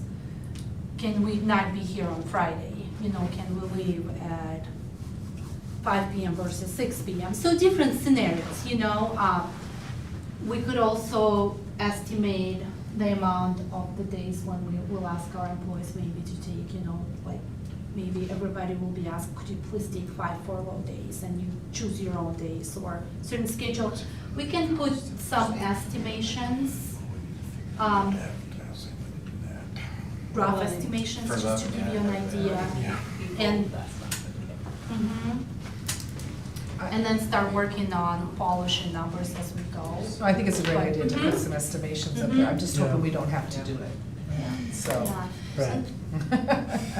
But we have to be It'd nice to realistic. know, Yeah. Have an understanding. Have an understanding, yes. So we can work on that. Do you wanna We go can over work on this. And we're also meeting with our insurance agents to, you know, review all the pros and cons of self-insurance plan, like what can possibly go wrong? You know, what if we go over, what if unfortunate event happens? But based on what they tell us, self-funded plan could bring us some savings, and maybe we could try to look if we could outsource other services, but it's not gonna, we're not gonna save $3 million. It's gonna help, but it's not gonna, you know, it's not gonna offset the full $3 million. So we'll still have to go through this list. And next slide, please. There's some possible revenues. The first two are one time, and and supplemental levies temporary as well. So we could sell our assets to help us for a year, you know, or we could ask our voters for supplemental levy. So another option. And next slide. So these are just timelines, and I know it just feels like we just had to deal with this, and now we already have to make decisions in August again because of the timeline. But we would need to know by August the direction that For a levy. we're heading for levy, yes, because of the tight timelines. So you could, I'd like to see us go for a levy, obviously. At our next board meeting, August 13th, could you have a package put together about what that would look like? And so that we could take a look at that, because I think part of the problem was that we didn't have enough time to get community involvement. And I know I got a lot of that. I didn't realize, I didn't know. And I think the earlier we can get started, the better it can be. Yeah, I definitely think it's gonna be an uphill battle it's gonna be a much harder election November 5th. Like, it's an expensive election to try to get the word out because of high voter turnout. Yeah, but we have no choice. That's what the legislature's given us. Yeah, I mean, we have a choice to not put a levy on that and wait till the next one. But if we do it this time and it fails, are we gonna do it again? Are we gonna do it again? Yeah, we might.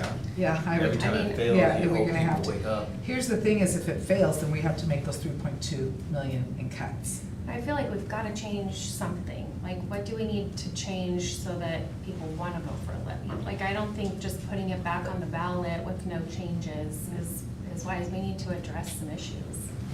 What issues do you think we need to address? I mean, that's, I guess, the question for discussion. Like, let's. Well, we're gonna start meeting. We're Yeah. gonna start developing our I think we need to group, our start. committee. But isn't that committee for capital planning? That's for the bonds. That's for the bond, not the This levy. is a We can bond, do but I it think for we can both. talk about the levy. Yeah. Yeah. I think, And bring in people from the community. I think Yes. another thing, we as board members need to be more active on social media to help answer questions, to try to publicize the levy. Well, and I will say, when the levy passed in 2017, the people that were on there said they were literally out in the community, going to grocery stores, standing in front, and literally This was the city talking type, to. or is this No, part this of was this bond. I mean levy. The in last 2017. election, I mean, I can say myself, but we as a board weren't very active on social media and trying to get the word out. I tried as much as I could. I was gonna say, I'm not a real social media person. I know. I'm okay I was with super going to busy the grocery coaching store and track, and standing didn't there have with time someone, to. like, I didn't want to get pigeonholed answering questions from naysayers and get caught on. I think that if if I'm gonna be the face of the levy, I'm gonna need to see a lot of the things that go out for the advertising, like at the beginning. Because the things that were posted out about where the money was going to and what cuts were gonna be made, I saw for the first time with the constituents. Never saw I never saw anything about Hubbard or the FFA advisor or that whole list of things that was gonna be cut. So if I'm gonna be asked to champion it and say where their money is going, I'm gonna need to know ahead of time, or I just can't go, I won't have the facts, and I'll need to know ahead. Oh, what will happen if we don't do the levy, is that what you're saying? Or what the money is for, like. Well, and that's what I think we're asking her to. Right, so, but previously, like if we're discussing issues, that was a previous issue, I think. Well, and But you Michael can't- and I are on the capital plan, we're gonna use that task force, if we wanna do a levy, we're gonna utilize But that capital for that. planning isn't what this is. No, but we're Just gonna so- use those people to try to pass a levy, if that's what we're doing. She's trying to, I think Do the people know that that's what they're doing? I think Kirsty's trying to say that If they're. they come into the committee, yes, they would be I told think that they're for the bond planning. But I Just think, Some of them said levy too. I think it is important that we involve as many community members as we can, whether For that's sure. through the Capitol or whether that's through whatever. But I think it's important as a board that we go forward with looking at how we want this next levy to look. We need to do that now. And also, which we have all done tonight, look at the things that we may have to cut if it doesn't pass. And I think those two things are important. And so that's what I'd like to see Elmira do, is those two things, and then bring it back to us. What I got from the community was, we didn't have very much out there, communication-wise. So yes, you're right, Hillary, I think we need to do something early that's gonna let people know what's gonna happen. The problem is, here we are again, the district can't spend money on advertising That's for a correct. guest vote for the levy. So that's why we can't get the word out like we want to. I think that we need to find people to put into position that are willing in the community to help us with that. And I think we could find some people, I'm sure Kim could find some people to help us with that. And I think when we meet, that's something we wanna talk about with that committee too, and we have some ideas of bringing in, maybe some people from Valley View that did pass their levy, so we've already kind of Talked about that. Because What I'm is pretty that sure in committee? 2017, Wendy used the capital Yeah. plan task force committee to do the levy. The She survey, talked to them about yeah. it, and they were all, so The it's survey not a just went out secret. today. So, and then my question is, how soon can we put it together and get it going? Well, we're already doing it right Okay, now. so that's good, that's what I want to know. So, So what, you mentioned something about budget cuts. You wanted to know what the cuts were gonna look like before? I think that we need to, like, I don't wanna be the face of the levy and have surprises. I need to be able to know what's gonna happen prior to. She's But just saying when there's we no got the way for us budget, to it know wasn't that. Oh, surprising. absolutely, there was a whole Because list of she just things wants put out to to the know, like, public that I never full saw change. prior to the public. I All know. of the The levy talked advertising that about was done. what the levy paid for. Yeah. But then when we did the budget cuts, like, we Oh, had to do the I budget see. When you cuts. sent email. That was, Yeah. but that was stuff that happened after we kind of did After. that. But when we were, just the like not, just know. flyer that talked about the data of like what this levy was gonna pay for, it talked about fourth FFA person, it talked about, like, I don't even remember all the things on the list. You're just saying that you wanna see that before it goes I out. need to see it, because I can't be. Like, people need to see the negative, they don't just need to see the positive, like, hey, this is the positive outcome of a levy, but You this is wanna also approve the the negative flyer part of before not it goes passing out, the is what levy. you're saying. Yeah, like that kind of public communication, I think, needs to go through the board if we're gonna be asked to be out there voting the pavement and asking for people's money. Or I just can't do it, I'll have to be neutral, because I can't be on a team that I don't know what I'm representing. So I feel like I can 100% champion a cause and be influential, but I can't do it if I'm getting surprised by what's happening. And so I just need to know ahead. I don't wanna see things the same day that the public sees them. I wanna be part of making that decision. We have to have Or- the information so that we can answer it. That's right, cause otherwise I'm just like, oh, I don't know. I don't know. That's how I felt during this last levy. I think it's always I like don't good really know. news, and like we need to be transparent and say, yeah, there's some good news, but there's bad news. Like, it's okay to be negative, because they need to see that there are negative outcomes to not having things pass, instead of just seeing the positive. They need to see everything. And I mean, since we're talking about this, I think that it's really important to note that one huge piece of feedback that I received, and nobody wants to hear this in a public meeting, but it's that they don't trust what's happening with the money. And I think that it's a result of a few things. One being that everything that happens in this board meeting seems to be positive. We don't necessarily talk about like, okay, well, we're struggling in these areas of IRI scores or whatever math scores. We're kind of at the bottom of the list on this. We have celebrations, but do we talk about our challenges up front and what we're doing to fix them? I think we need to be really real in these meetings where people can see like, we need some money because this curriculum being taken away damaged what our scores are for our students. We don't want to make everybody feel like it's roses and celebrate, celebrate, celebrate, and then ask for money because everybody thinks it's going fine. This just goes against what people's senses. Like if they feel like everything's fine, they come to all the board meetings and feel like everything's fine and we're celebrating, then everybody walks away feeling like it's fine. So I think we need to find some ways to be really real about the challenges in the school district that are outside of just needing more money. That's just, I think that culture needs to change, and I think that way people will trust us if we're willing to say, these are the things that we're struggling with. Well, I guess, I feel like we have. I feel like we have. We've struggled, we've let them know we're struggling, we were transparent about, that there has to be cuts, and this is how much. We're We didn't struggling know financially, where. but are we struggling didn't with know where. anything else except for just needing money? Yeah, we've been struggling, we got the Kuna Middle School that we've made huge strides on. We've had lots of problems that we've been able to correct and fix. There's a lot of problems that we discuss constantly.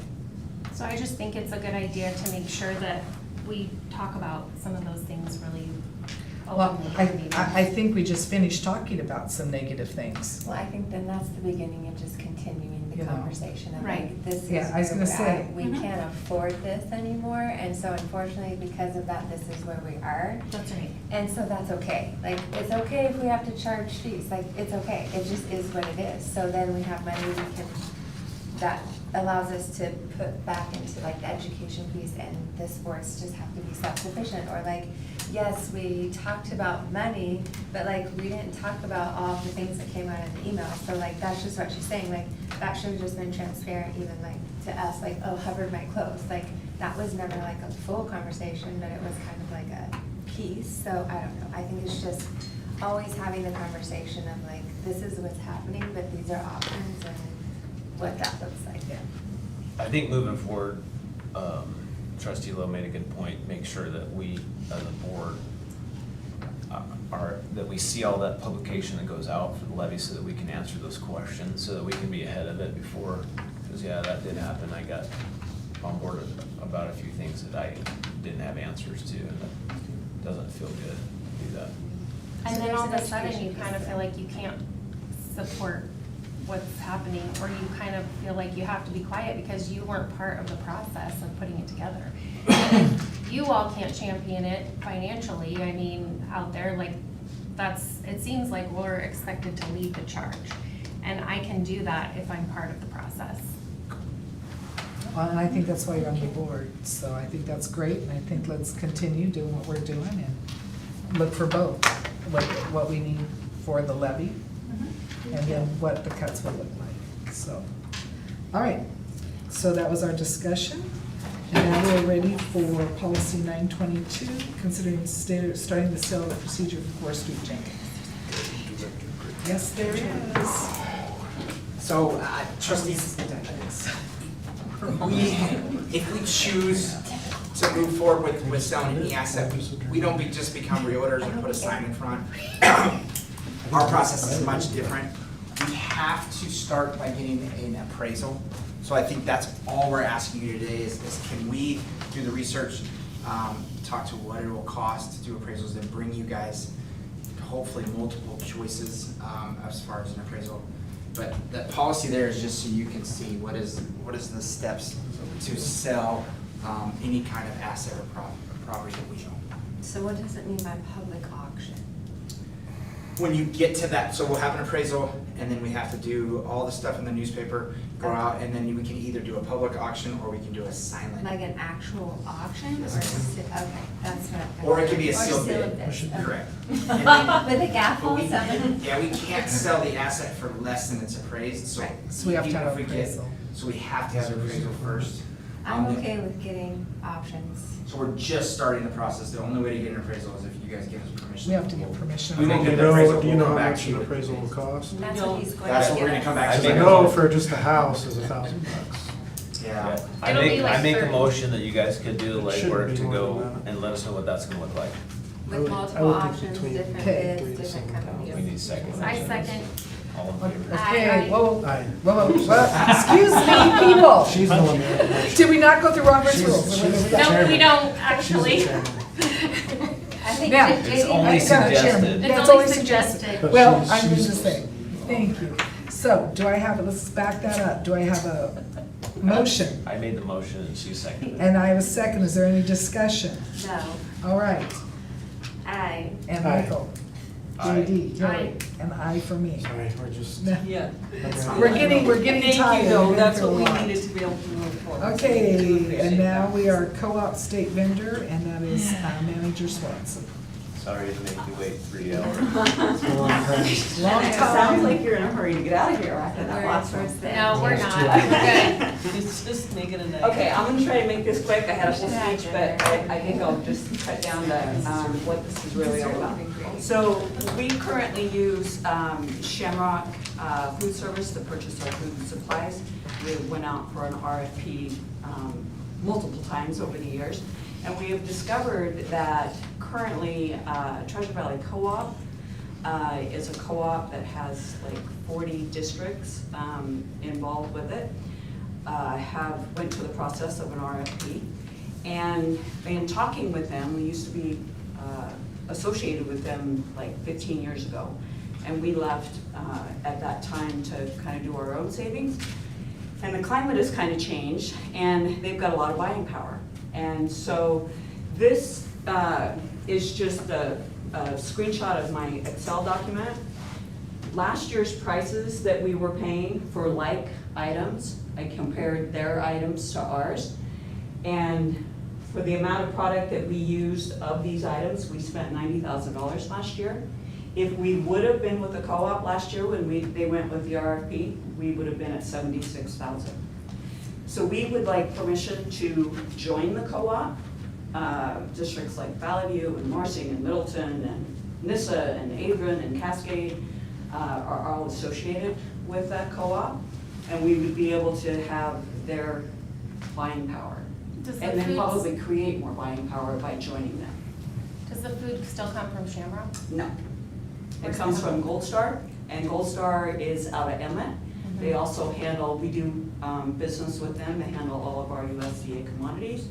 We purchase items from them once in a while, but we've done business with Gold Star for, oh my gosh, probably forever. Yeah, they handle the state contract for USDA items. So would you still order some stuff from Shamrock? No, You get everything through the co-op? through the co-op. And this would Yes. save us that much money? I'm estimating somewhere between 10 and 15% with inflation. You know, all those prices are gonna go up And this you feel year. good about the food that the co-op has? Yeah, all these items are almost identical to what we're currently using. That's Like, what I was gonna the ask. You think sugar the is quality's white satin. better? Pardon? Is the quality better or the same? Well, we determined that really, based off the bid document Okay. and what we asked for. We do a lot of our own scratch cooking, so we need, you know, raw items, you know, flour, sugar, and yeast, and honey. Alright. So are there some items where it goes up, the price is higher? There was one, honey, for whatever reason. We use a lot of honey because of our rolls. That was out of the 27 23 items, I think, 22 items that were identical. Honey was the only one. But in the long There's a run, lot of items on their list that we don't even use. but in the long run, it's very cost effective. It to appears bring to it be. to us. Okay. I make a motion Do I have a that we motion? use the co-op state vendor for food service. Do I have a second? I'll second. Any other You don't discussion? have to ask for a motion. I You don't. can make them. Well, great. Do it every time I come. And I do have just one other question during the discussion. Are you still allowed to use other sources if you're part of the co-op? Or do you Yes. have to get everything from the Yes, co-op? because they won't necessarily have everything that we currently use. There may be, let's say we like a Barilla pasta versus a no brand or something like that because of the grain in it. We can still go out and procure our own if necessary. So you could still get honey from Shamrock? We could, we could. What might drag that, if that's local honey. If that is local honey, we would seriously consider it. Okay. Okay. All right, so motion's been made, we have a second, we have discussion. Yes. I'm falling It's asleep. good. I know. You don't wanna Stay wake up with us. anymore? All right, Kirsty, Aye. Michael, Aye. JD, What? Yeah, I. and Hillary. Aye. And I say aye, so that, thank you very much, Thank Val, you. we appreciate that. Thank you. And now we are on CFO Feather, critical maintenance, again, this is not an action item, it's information. This is no action items, just keeping you up to date Information. on the process. And this is related to the House Bill 521 bucket of money. And I keep this chart always handy because people get confused. Are you talking about waterfall money? Are you talking about new money? So this time I'm gonna talk about the new money. The estimated amount for us is $20+ million. So this is from the state. Right. This is from That the we're state. supposed to be in Yes. August, Mhm. supposedly. So yes, so the House Bill 521, next slide please, thank you. So, so this is what we know as of today. So every time the state updates us, every time I attend the webinar, I will be updating the slides for you as well. But today, Brian Graves and I already received the link from the state with the new application, and it's called, where's the name, MAPS.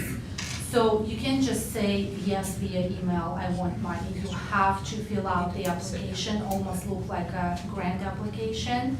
You have to fill out all the tabs and you have to click on all the insurances. There is work in progress, so they do recognize it's gonna take several months. There is no deadline for this application yet, because they wanna see, they want us to test it out and see how it goes.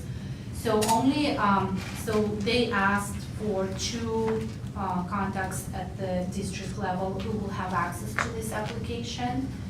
And with the credentials, it's like a 2-way identification process, so that's why we have 2 of us. So if one of us is not available, then another can access the application. And then during the July and August, the expectation from the state that the districts one by one will start submitting the application. And there was a webinar, hopefully they will post the recording of what that application looks like, but there is a lot of technical terminology in there. And that's why the recommendation is to use some assistance. So we're going to ask our architects to help us with this application. And Brian, if you know more about it, please let us know. We do have an unfair advantage because Amber, you guys all know Amber with LKB, she's actually working with the state to create all these forms. So she's like, Kevin, if you need any help, I would love to help you. So we're gonna definitely take advantage of that. But she's very involved in creating this for the state. So in order to get the money, we have to show this. How do we have A it? And 10-year then plan. a 10-year plan in order Yes. to get the money. In order to build.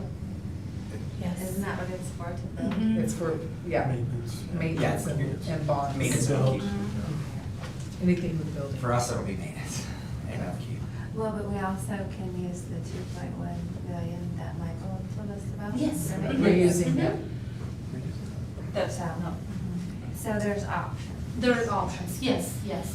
So, and they're I hope they're gonna be reasonable with deadlines. They do not expect us to submit it tomorrow, because just by watching the webinar, you have to fill out the forms by the building, then additions, then the most recent appraisal, and there's lots of codes. It's not just like, well, I need 10,000 for this building, I need 50,000 for this building. There is a lot of work in there, and I think maybe because there are some expectations and requirements from the legislature.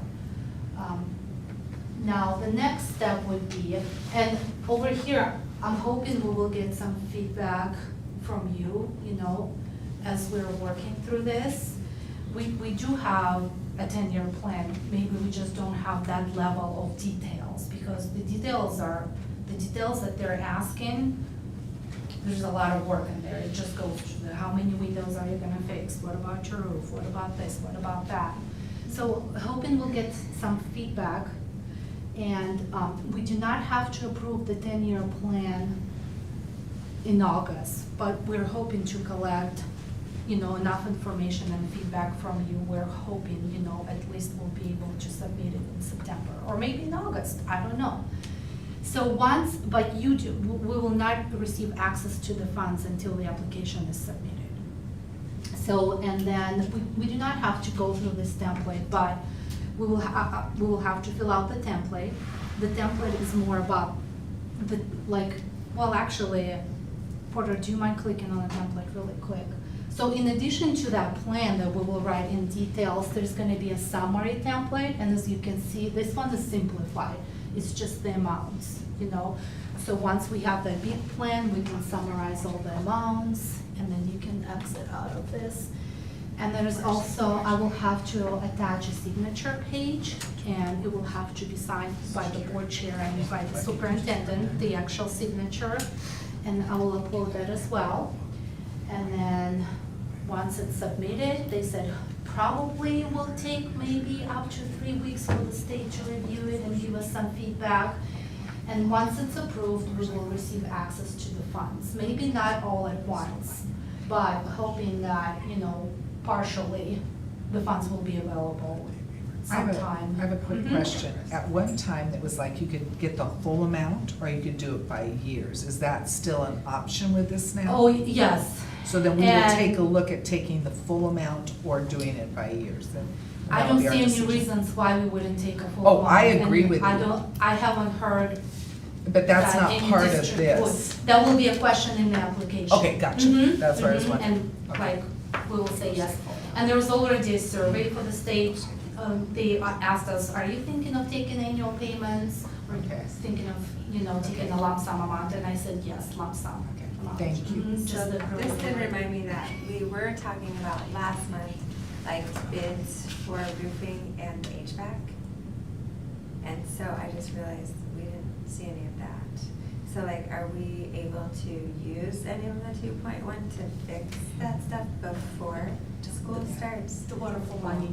Yes, because we were asking for bids. Remember asking for roofing bids and HVAC bids? Correct, we've already met with LKV and Bennington to start the process. The next step is Musgrove will come in, do the engineering, do the scope of the project. Nothing will be finished by the first day of school. But that's not a project. So they're still dealing bids and that's still. Oh yeah, we're not even to the bid process yet. No, Which makes me sad for the high school and that air conditioning, but Yeah, we'll that's do why what we I can do. was reminding me to be asking, and so I didn't know what that was like right now. Okay. So is it a first come, first served situation? So if we get our application in first, we get our money first? Yes. And that's the way, it's the way with all federal grant awards or any application, you know, the first district to submit will receive the funds after the 14th of August. Forget that, every school gets money. Any other discussion or questions? All right, thank you. Thank you. All right, first reading. It's a good sign because it's always the last. Do we need to take a 2-minute break? Anybody need another water? Yeah? No, I'm fine, I got my Neither water. one. I could use another one, please. Okay, here, wait, I haven't done this one. There you go. Let's get this going. What else do you Water need? now. Okay, You're good? good. Okay. All right, let's go. 3 policies are up for first read of an adoption. So I would stand for any questions or any comments or anything you would like us to do with those first reads. I had one about 441, so hold on, I gotta find it. But you guys, You want to talk about 441? reassignment of administrative employees. I never understood that the board had anything to do with that, so I just wanted to make sure I understand what that says on 441. It just says that the superintendent is authorized to It do says, so. the Board of Trustees may reassign administrative employees to non-administrative positions. Where does it say that? Oh, under reassignment. Yeah, yeah. And I had never heard of that, so I guess is that law, or is that something we've done, or I've never heard of that before? That was my, So that wasn't that taken from a different policy? It says district policy 460. There were 2 We combined. We combined 2. So Okay. it's your reassignment or transfer so policy we as a for board all- can reassign an administrator? Ultimately, you approve, Yes, where we put people and what we do with. This is just approving what you do, it's not us going out and saying we wanna do this. You would That's what I- say, Brian Reese is now the. Yeah, I don't feel like I have a right, but that's the way I read that, so I wanted to make sure I wasn't reading it correctly. I think if the whole board votes to do something, then they can do about anything they want. That is very true. Well, okay, thank you. So that was my only question on that, so I have no problem. Should we do it in action, as in we just go 441, 650, and we just accept it all? I have a question. Sorry, 650.2, I believe, is the one with the complaint form policy. And I find that the questions on the form are, and I said this in the policy committee meeting as well, they just are pretty, I don't think they're well worded. No offense to whoever made it, but I feel like they don't make a lot of, they're hard to understand in some ways, and I think they'll be difficult to answer. Is this a new policy? Yeah. Because So of what the would building? you recommend? So we have to have a form, so I want Is this to go after Jill? this book, yeah. I want to go after this book, and this is why I want it done, so this is the form they fill out. So our lawyer didn't do a very good job, is that what you're saying? If that's who made it, then yes. As I said, no offense to the person who made it, but I would disagree with the way some What would of you them like to were. see changed? I would like to, I don't have the detail of how to word everything specifically. So do you want that taken out? I think we need to have a form, we have to have a form, but I think that we can go back to trying to simplify the form of it. So I have a suggestion, what if we okay this policy, and then in the policy, you guys go back, rewrite it, and then bring it to us and we can redo it? Well, it's just a first reading, so we can accept it with Either the way. change to simplify the materials. And then if complete you form. want to work with Brian, because we don't meet again until November, you can totally do that. I'm happy to But look the it second over we don't and come make in some August. suggestions. I know, that's what I'm saying, So, so if she yeah. wants to change things, she's more than welcome to work it out with you. Okay. Because we don't have a policy committee meeting, or whoever. And I would wants to do it. suggest our board clerk join us as well, because he oversees the library. Yeah, whatever Love you to. need to do. Yeah. All right. I make a So- motion that we adopt the following policies: 441, 650.1, 650.2. With the understanding. For or- first read. With, For first reading, First With- reading only. Are you gonna? for the first reading, yeah. Would they need to be separated? I don't. Are you think gonna they make do. it with the idea that we change the? The questionnaire, that was what Hillary wants to do. Yes, you can do that. Okay, so can you make that motion again, so our new board clerk can get it? He's gonna resign after this. It's been a long night. I make a motion to adopt the first reading of policy 441, 650.1, 650.2 with some revision to 650.2. Survey. Questionnaire. Questionnaire. Complaint form. Do I have a second? Second. Any other discussion? We'll start with Hillary. Aye. And JD. Aye. And Michael. Except I, Kirsty. I. Okay, and I for me. I did say except. Except I meant this. I. Yeah, I was like, Except- what? And when you said accept, I'm thinking EXC. I meant I, yes, I accept, I accepted it. I thought EXCPT, and all they That's what I said, thought. yeah, I was like, what? Next is the amendment of these 10 policies. It is late, it's past. If there's Okay. any policies you have questions about, I did or have not. any discussion. I did not. Do I have a motion that we accept this group of policies as written? Will you list them though? You That's do what- have to I have list a note here Do I that have a says motion? I have to have I'll do it. Okay, numbers. thank you. I make a motion that we accept the first reading amend the following policies: 246, 276, 409, 553, 648, 650, 838, 850, 850.3, 850.9. Do you have to say what they are? I don't think so. I second. Yeah, thank you. And any discussion? Any other discussion? You're supposed to say the title, the number and the title. It's Deanne's fault. I do have that in my notes. Deanne said so. I don't feel like we do that. We haven't done that though. We didn't do it on We the. haven't never done that done for a that. while. Pretend we did. Okay, In other words, I guess just we'll go say- back to boards, Robert's Rules of Order. We'll figure it out. Another day, No, right? let's not do It's Robert's only rules. suggested, and I vote we don't do that. Okay, I seconded, so. And any other discussion? No. All right, all in favor? Aye. Aye. And aye for me. All right, removing the following policies, action. There's 11 policies to be removed because they're either not current or they've been combined into. I make a motion that we remove the following policies: 459, 640, 260, 264, 266, 268, 270, 272, 274, 561.5, and 857. Second. And any other discussion? You did say 459, correct? Do I just, is there any other If that's discussion? on that list, Okay, then yes. Hillary? Okay. Hillary? Aye. Aye. Aye. Aye. Kirsty and I for Aye. me. All right, thank you for this, guys, and here's the good of the order. ISBA, Get On Board webinars, the last one's scheduled July 25. Don't forget our wonderful CUNA Days, August 2 through 3rd, and I do know that there are two, Are we doing a booth? no, but there are Oh. two booths out there, CUNA Education Foundation and our Early Learning. Oh, And so okay. just, when you're out there, just support that, please. Okay. School offices will be open for 24-25 school year, Monday, August 5th. And we're gonna be welcome staff back August 20th, 2024, and I'm looking forward to that. And we'll get you some more information on that, because we do have some. good Right stuff. around the corner. Right around the corner. It went to. And All right, a motion that we adjourn. And do I have a second? And any discussion, no, just kidding. Hillary? JP? You gotta go right here. Michael? Aye. And I for me, we are adjourned. Thank you and thank you. Thank you all. Kevin.